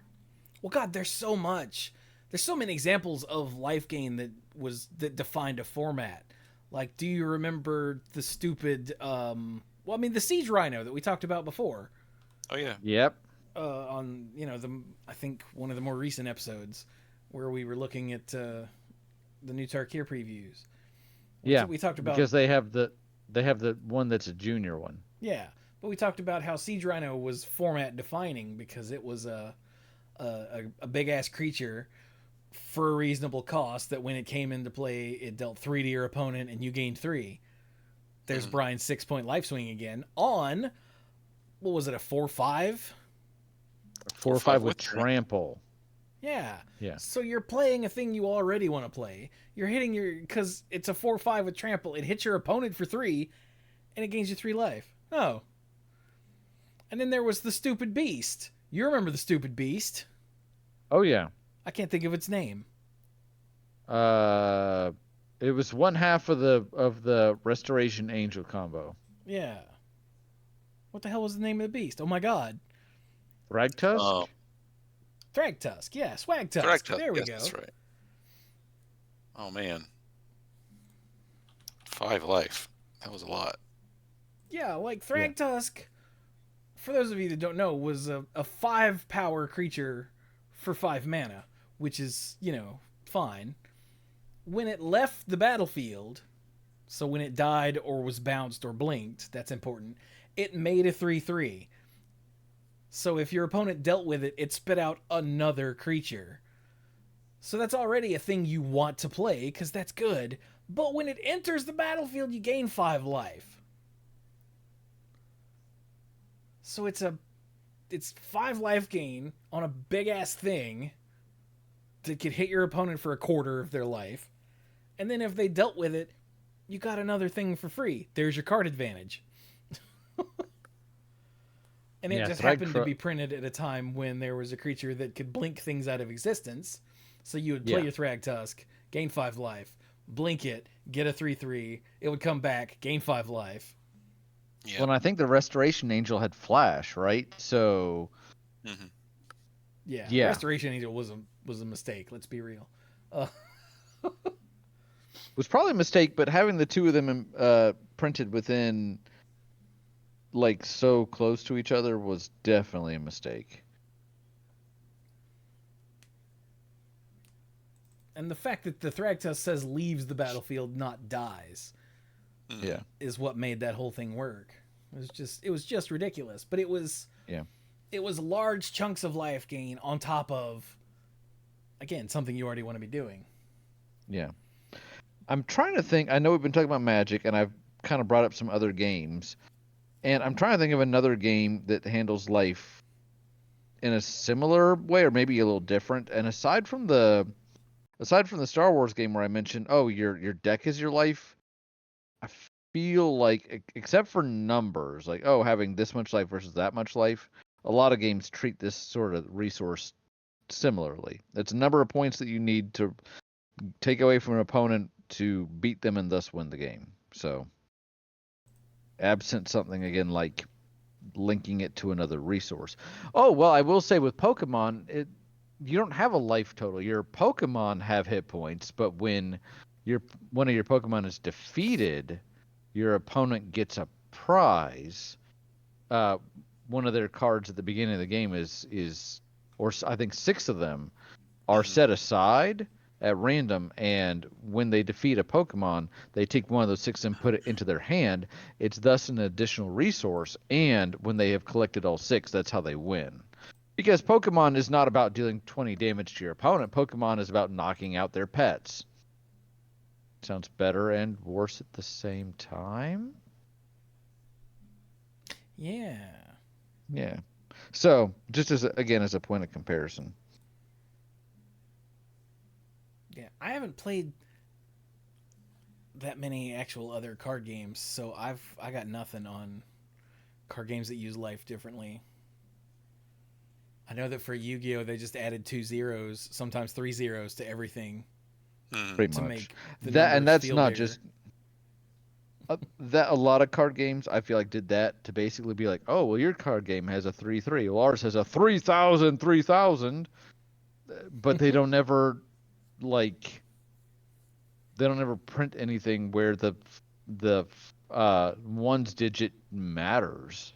So it's just a look at the size of our cards. Big deck energy. Big deck energy. So hey, how about the library while we're here? This one Well, doesn't it's come good. up. I've got a card. Yeah. This one doesn't come sorry. up very often. As far as a resource that you have to worry about losing, although, you know, Mike is sitting here and he's died to decking himself many times. Yep. But your library is a thing you can attack. Well, the library is a thing you can attack in Magic with milling. And there are some times when milling your opponent out, because when you go to draw a card and you can't, you lose. Yep. And so there are periods throughout Magic's history where milling has been a viable thing. Yeah. I would bet you anything that when the game's rules were being written, this was less of a win condition and more of just a like, hey, so the game doesn't actually like take 5 years. Here's like a time limit, so to speak. Yeah, so it actually can come to an end. It doesn't get stuck. Right. Yeah. But since then, with the prevalence of milling decks, starting with the very first card, Millstone, it goes through phases. There's a really interesting artifact in Standard right now that it was from the Aether Drift set, where you can tap it and you designate number target players, and they each mill 2 cards. You pay 1 to do it. It's a fairly minimal effect. It is nice because you can also mill yourself, and you know, if you're Mike or if you're somebody else, there's a lot of self mill in Standard right now. We'll get to that in a minute.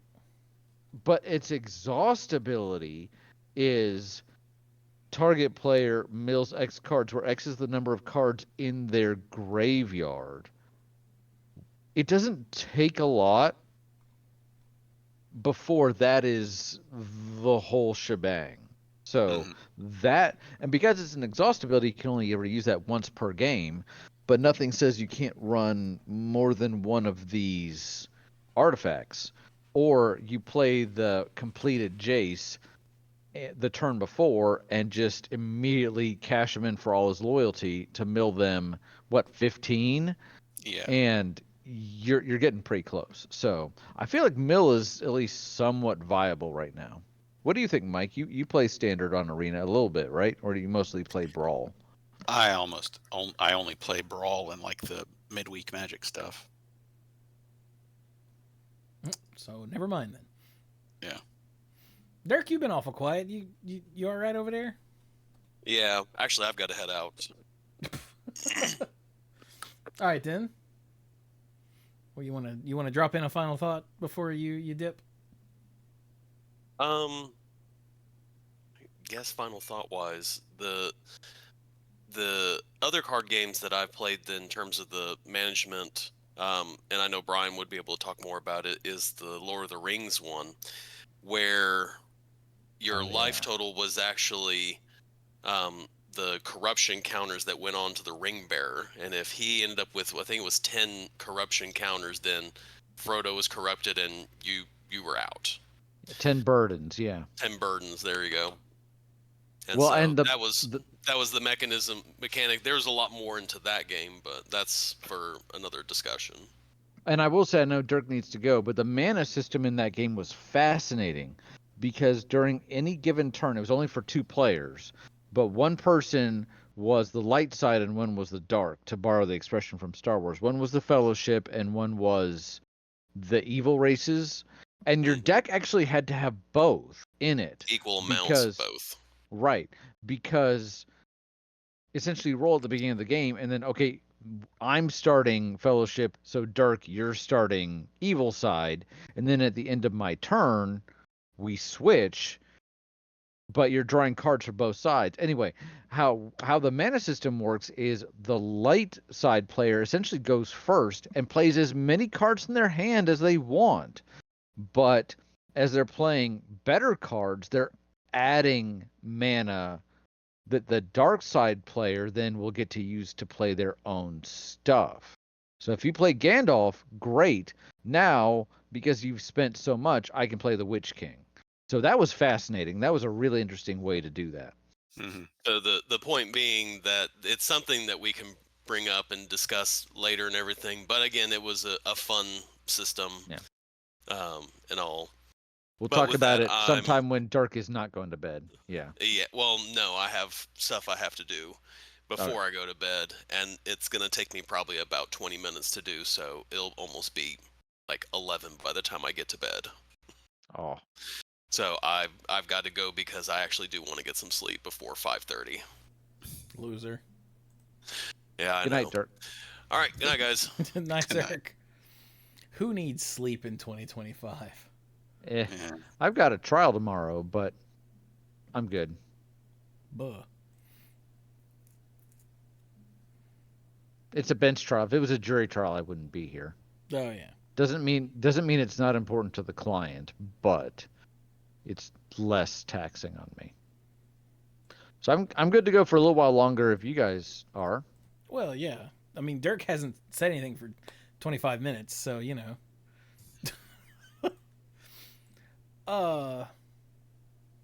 Where were we? Library, right? Library. I got really nothing else for library, but I mean, it is a resource, so. Yeah. But something Brian brought up, self-mill, brings up another aspect of the game that, especially for new players, or at least back in the day,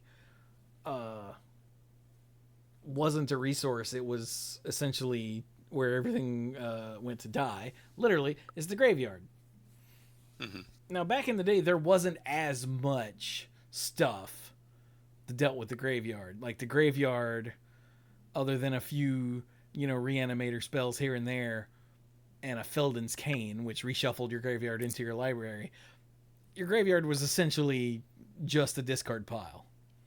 Yeah. Which might as well have been, what we now call the exile zone. But there's so much stuff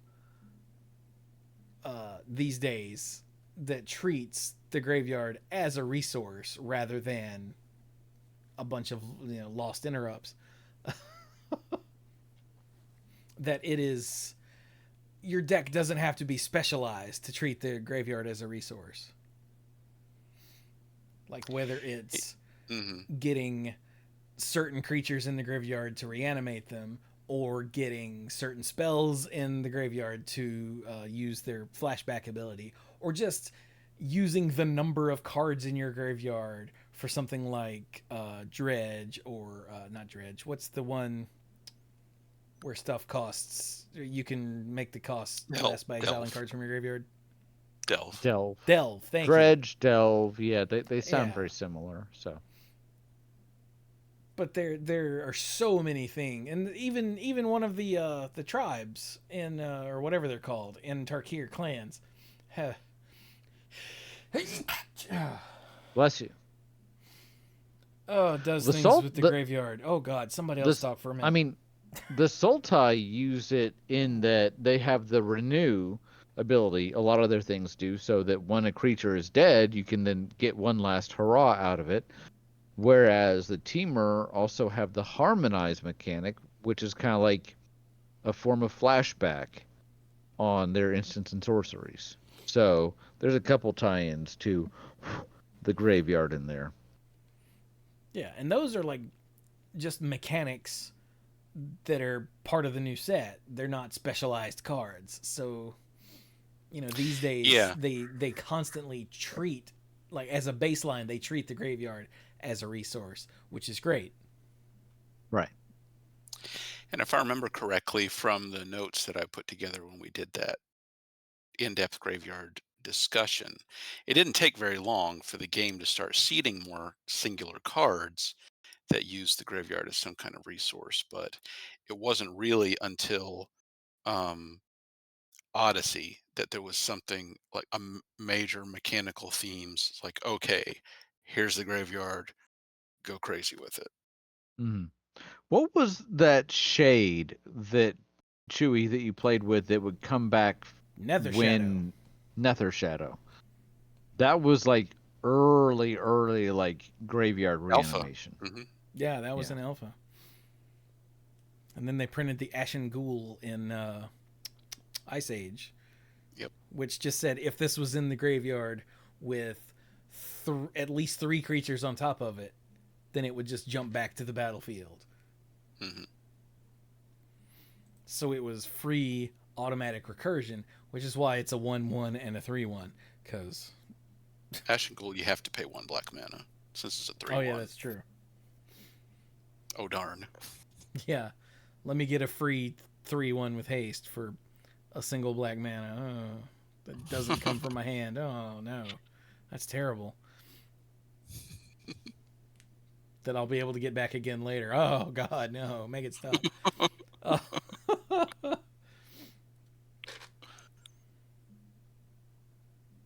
But yeah, it seems like there's something that's like a graveyard, if not graveyard centric, then a mechanic that cares about the graveyard in some way in virtually every set anymore. Mm-hmm. Which is nice because it's way people, more common. The graveyard needs to be treated as a resource that's there to use rather than a discard pile. Yeah. What were you about to say, Mike? No, I was just reaffirming.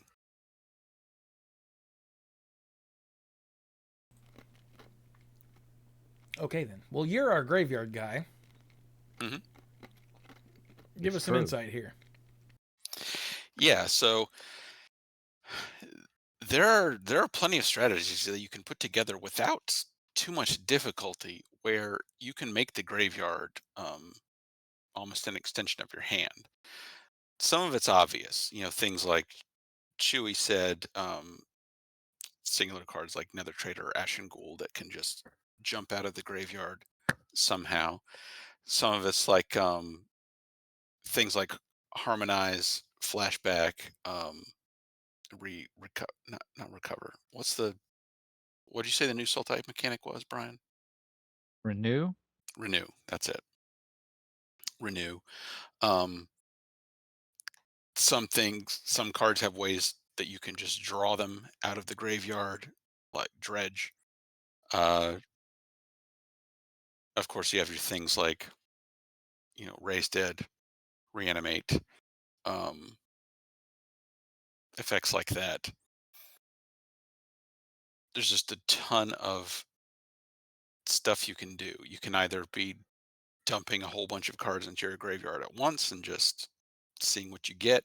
You could set up specific things with like uh, buried alive or entomb or gifts ungiven is a good way to set up a graveyard.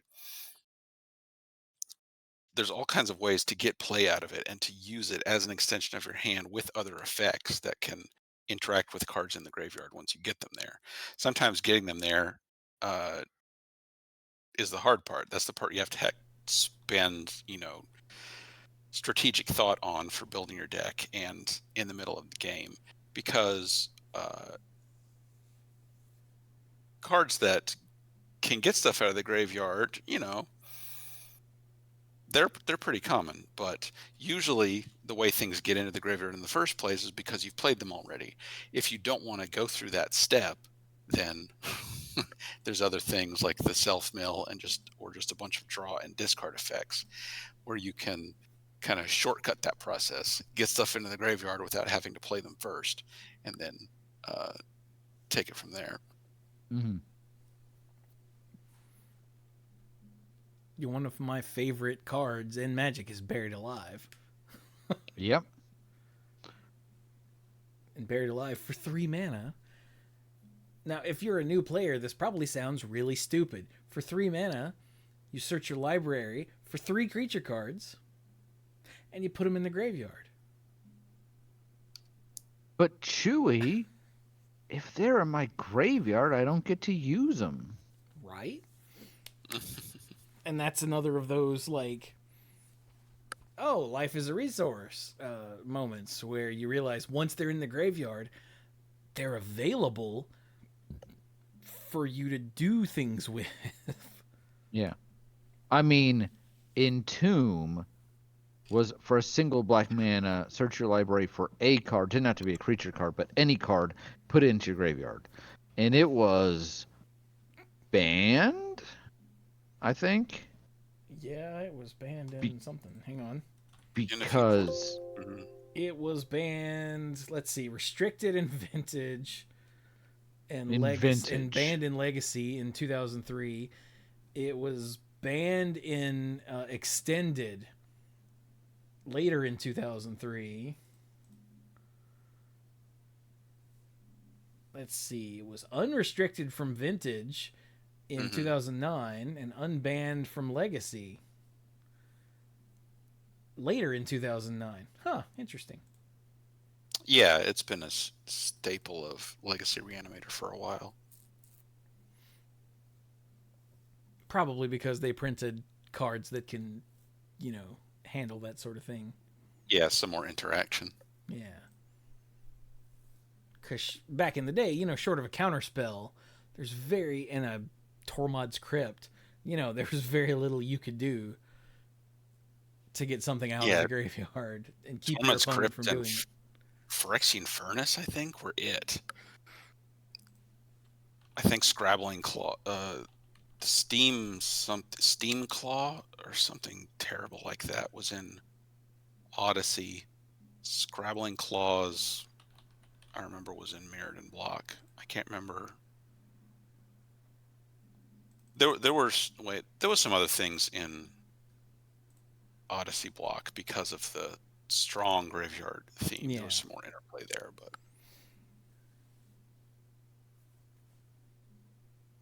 yeah, there was a lot of. Over the years, they've printed so many things that say, get rid of stuff in graveyards. Remember Withered Wretch? That was fun. Oh, yeah. I do remember Withered Wretch, yes. That was the one in Onslaught, yeah. And then when Ravnica came out, we had the Ley Lines, and Leyline of the Void came out for the first time. And I think it's still the only black ley line. We talked about that before, but they kind of hit it out of the park. Mm-hmm. Yep.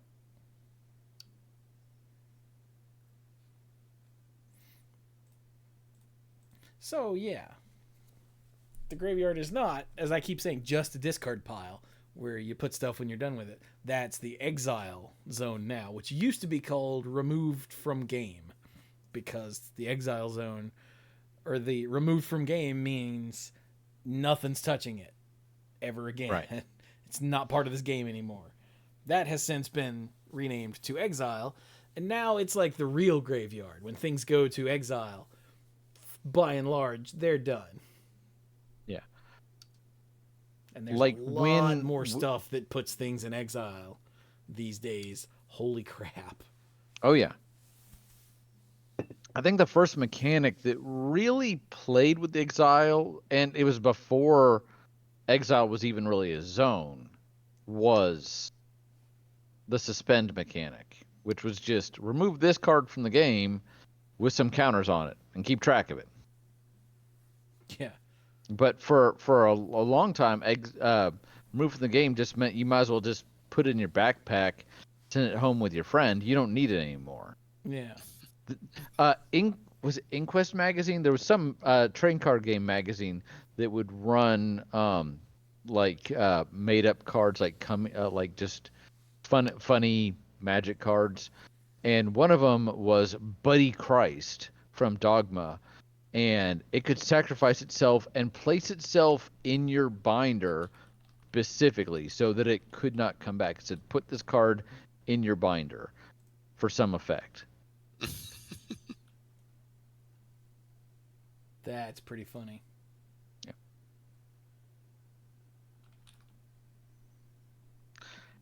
Any other major resources in Magic specifically? The only other thing that I have written down is battlefield abilities, meaning the things you had, because I had creatures separate, thinking of combat as one thing, and then the rest of your board that does things that aren't combat are other resources you have to manage. Like your creature that pings, or your artifact that tap, like your icy manipulator, your artifact that taps something down. You need to know when to use those to be the most effective and help you and hinder your opponent the most. Right. But we just sort of did all that as a board, which is, yeah, that makes more sense. Yeah. Yeah. So this has been a very basic episode as far as Magic goes. Yeah, but I still enjoy these discussions. Go ahead. Yeah, like as far as resource management goes, this is just a look at one game with a few examples from others, but a look at one game and how much decision making and strategy and preparation and knowledge and understanding goes into managing all of the different resources in the game. Mm-hmm. And that's what the game is. Yeah. And I challenge anyone out there to find me a game of some sort that is not just resource management. Like, I tried thinking about every kind of video game I could, and all of it is resource management. Yeah. Well, I mean, because ultimately the cards themselves are a resource, so it's tough. Yahtzee? But, I mean, I guess Yahtzee is less about resources and more about selection, because you're going to roll the dice and you're going to figure out which ones to keep or not. But then the real strategy is which category you put those points in. You know what I mean? Do you know how Yahtzee works? Mm-hmm. Yeah. Okay. But in that, you're managing your different, like you said, which roles you put in which slot. Yeah. Like, oh, I rolled a 2. I guess this will go toward 2s. Yeah, it's Okay. like you're using dice to roll a poker hand. Right. But, Yeah. And you only get so but many yeah, rolls, you're right. Also right? trying to fill out that board. Right. Like, I don't know the specifics of Yahtzee. You only get so many rolls, right? Yeah. And then, yeah. Well, then there's the resource you're managing then. Chat asked, would poison counters count for this since corrupted now exists? And I mean, even without corrupted, yeah, your poison counters are essentially a extension of life total, at least Right. back in the day. Yeah. Because it was just a different way to die. It was just a different life total. Sure. It's interesting because it's a resource that the poison counters I give Chewie are his poison counters, but they are how I win the game. So, for all intents and purposes, they're mine. I'm making him get them. I don't know of any like voluntarily like give myself some poison counters for an effect. There are. Yeah, there were some. I can't think of any of them, but they existed. I know there's a black draw spell that like costs 3 and draw some number of cards and you get something. Some number of poison counters. Yeah. I'll be so glad when Toxic is finally out of standard. But wait, they'll make standard 4 years long next year so they can keep it. There are times where if I'm in the wrong mood, and this is only to my own detriment, but if I'm in the wrong mood and the opponent goes first and plays a turn 1 pest with infect, I'm like, I'm done. I'm not even playing this game. I wish this was not in standard anymore. So I'm like, you're good. You win. Next. One of the glorious things of digital magic is you can just do that. It's true. If I was like sitting down across from someone and I had driven an hour to be there, I wouldn't do that. But when I can literally hit cancel and start another game in the next 10 seconds, that's a little different. Oh my God, look at the chat. It is the man, the myth, the legend, Stark Maximum. I don't believe you. Did you hear me call your name earlier? Because I did. Let's see. Well, now I feel real bad because it's going to sound like I'm leaving because Stark is here. But I still have another hour of body-worn camera video to watch before my trial tomorrow. So that is so hot.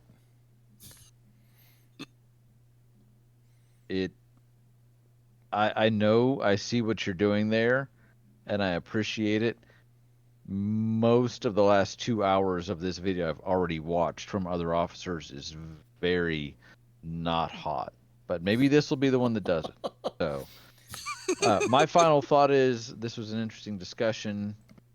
I had another thought lined up before this, but I think I've got some work to do. So, yeah, I'm gonna see some family this weekend, so that's gonna be great. Some in-laws that I love, and I haven't seen them in a while, so looking forward to that. Hope everybody's doing great. Nice. That's all I got. All right then. Well, night, B. Good night, and remember, always manage your resources.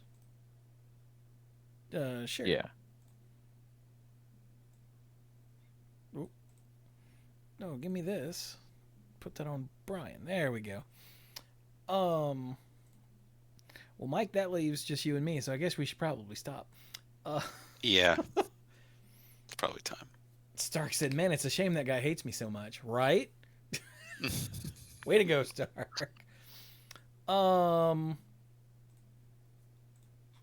So yeah, in the future of this series, I hate to break it to Dirk, I kind of doubt we're going to talk about the Lord of the Rings card game specifically, but you never know. We might. I mean, there's nothing saying we have to stick to one game per episode. Well, yeah, but that one's so niche that I don't know when that'll come up again. But so yeah, in the future of this series, which we're tentatively calling Supply Lines. So, like I said earlier, let us know if that sounds good or not. we're gonna look at just all kinds of games. This will be a thing we just come back to, like we did for There's No Plane Like Home or Mythic Inscription. Mhm. We're gonna look at how resource management works in games of all kinds of sorts. Everything from card games and tabletop role-playing games and board games and video games. I can't wait till we actually get into resource management video games that are called that, because that is redundant, because all video games are resource management. Mike, Yes. what are the resources you're managing in Doom? Ammo, life, and armor. And time. No, there's not a time limit. So ammo, life, and armor. There you go. And the higher the difficulties, the harder all of those are to come by. And if you're playing on, I forget what the name of it is, in nightmare mode where enemies respawn, that's another resource you gotta manage. Does real life money count as resource management? I mean, in Magic specifically, yeah. Yeah. But we didn't bring up time in the sense of like tournaments either. But that's getting outside of the game itself and more into other aspects of it. Yeah, it is, and you got to be careful how you discuss that and how you view it anyway, because changing the pace of your play based on the time left on the clock can be considered slow play and is a DQable offense. So, well, not if you're doing it like on purpose. Yeah. But again, that's not Magic itself. That's Stalling. the tournament Sorry, structure. when it's on purpose like that and DQable, that's stalling. Slow play is something different. Yeah. Donovan Bain says, "Oh yeah, if you're playing aggro, you have more time for lunch between rounds. But if you're playing control, you're gonna starve to death." Wait, that's not what you meant. No, but that too. That has happened to me before. Yeah. Like Clues used to say, I think it was Clues, it was like, I'm gonna play Burn because I like to eat lunch. So yeah, let us know. There's already been a lot of discussion in the Manapool channel on the Discord. I really need to jot some of those down. Let us know what games or types of games or whatever you would like us to do this for in the future. Like in the initial pitch idea, text message, Brian already brought up you must construct additional pylons and Catan. So those are going to be covered at some point. Don't you worry. Because both of those came up immediately when I posted what we were going to do this week. And I was like, oh my God.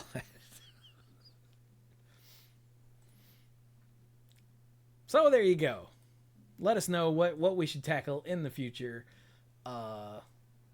Not the immediate future, because Final Fantasy previews start soon, and we're going to do those pretty hard, even though I don't think they... Well, it doesn't bother me so much that they exist. I don't think they should be standard legal, but we're still going to talk about them. And next week, Brian had an idea that he decided to pitch to us right as I went live, but before I made it so you could hear us. I was like, thanks, Brian. So I'm not going to tell you what that is in case we end up not doing it. So, yeah. So, hey, Mike. Hey. What you got for a final thought for our first Supply Lines episode? So, final thought, first Supply Lines episode. Yeah, for Magic and for any game, there are a lot of learning experiences and growth experiences that a player is going to have as they start to understand more about what the different resources are, how they can be implemented, and how to properly manage them to use them the same way. Like we said, level 1 mana, the mana system, that's pretty easy. That's obvious. You have to be able to understand that to even begin to play a game. The others, people might point them out to you, and you're like, yeah, sure, but it's going to take a while playing. If not just this game alone, then experience you've gained from maybe playing other games to finally come to the understanding of, no, these are things that are part of. They're not just things that you do. They are part of the game, part of the way to play, part of the things that you manage, and there are strategies involved. So yeah, lots of growth opportunities as you get experience playing the game and learn more about how to work with those different aspects of it. Yeah. It gives the game a lot of depth, makes it really fascinating, and what keeps it entertaining. And has kept it around for, what, 35? How long has Magic been around? What year is it? 32 years. 32 years. Mm-hmm. Good Lord. I know. Someone pointed out in the Discord before I called them a bad name that we are further away from Future Sight than Future Sight was from the beginning of Magic. Yeah, Future Sight was a long time ago. And I'm fairly certain I told them where they could go. And how to get there. Nope. I'm not doing them any favors by giving them directions. Oh, that's cruel.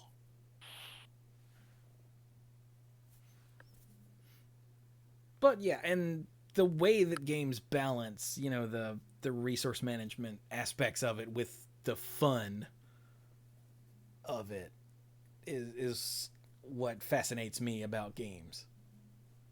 Mm-hmm. Because there are some games, like I said, the resource management games, where that's just what you do. Like the city builders and the base builders and the tycoon games and the 2-point hospital and survival games. Like all of that is basically all about resource management. Survival mode in every game.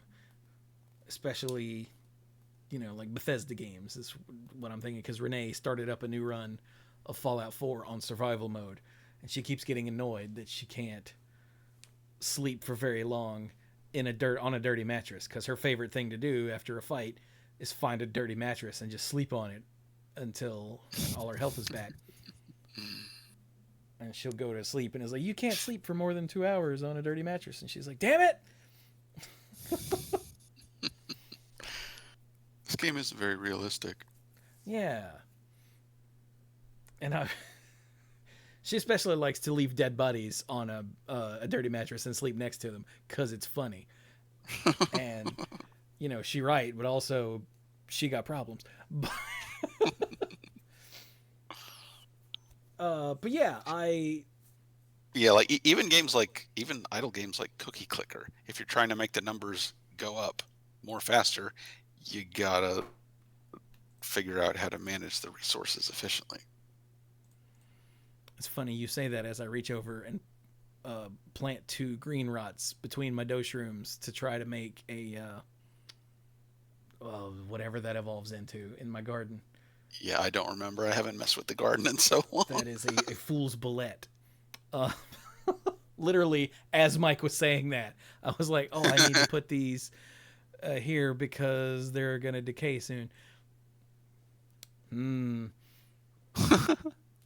Because Cookie Clicker is always running if I'm sitting at my computer because I have a problem.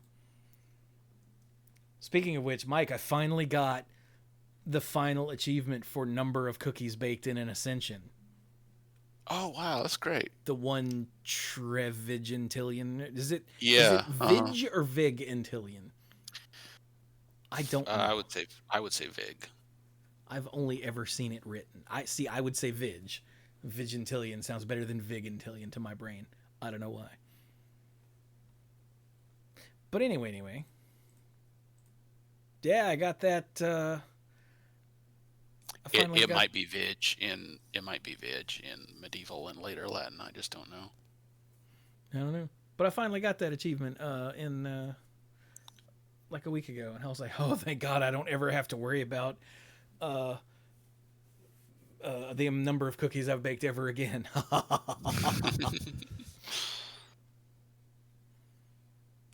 Anyway, what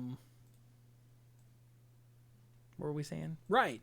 But like I've been looking into, as people might know from the Discord or from the end of the last episode, I've been looking into Baldur's Gate 3 to figure out what sort of character I want to play. And I'm learning all about the various resources that you have to deal with in that game, spell slots and action economy and movement. Mm-hmm. It's called movement speed, even though it's all written out in distance, which makes me want to punch everybody all the time. Like, your movement speed is 30 meters. I'm like, that doesn't make sense.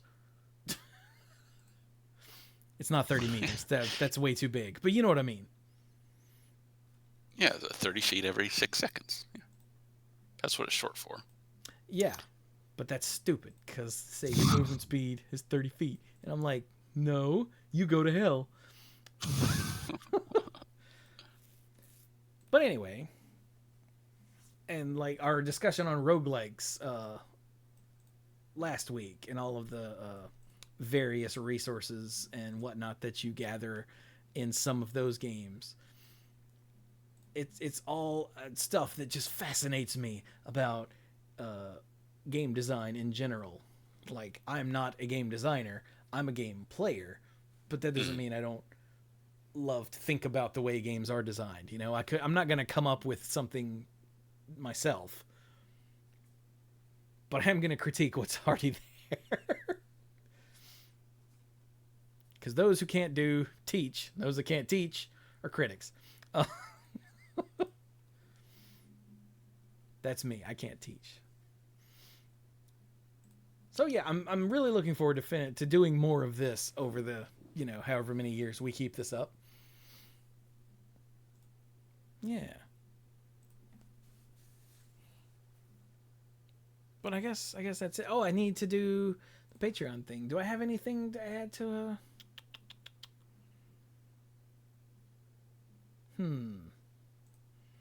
Not really, no. Due to my various personal issues, I haven't streamed for the last week, so I don't have anything to report there. Mm-hmm. Trying to DoorDash at lunch every day is bad for my mental health, Mike. Because I hate people, and people who order DoorDash suck. Not all of you. Yeah. But it seems to be a higher percentage of them lately are just the worst.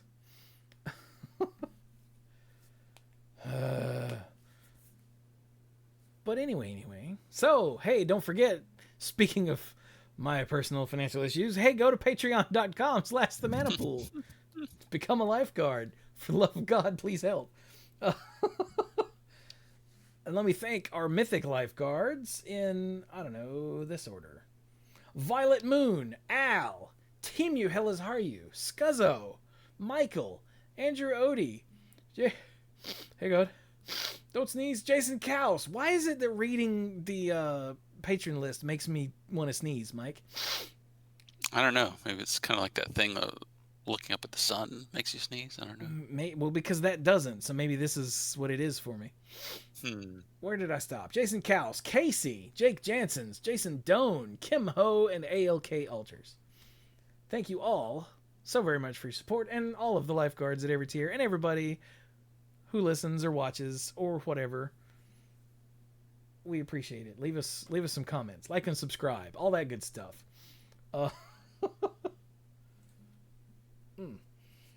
But yeah, I guess that's it for this episode. Like I said, I don't have anything new to add. I've been playing lots of XCOM when I'm not streaming. That's another game with more resources to manage than you might think. I got to thinking about that yesterday after Brian pitched after Brian pitched this idea, and I had the thought while I was out dashing, and I started thinking about all of the various games I've been playing lately and how it's all just resource management. And XCOM is just lousy with resources to manage.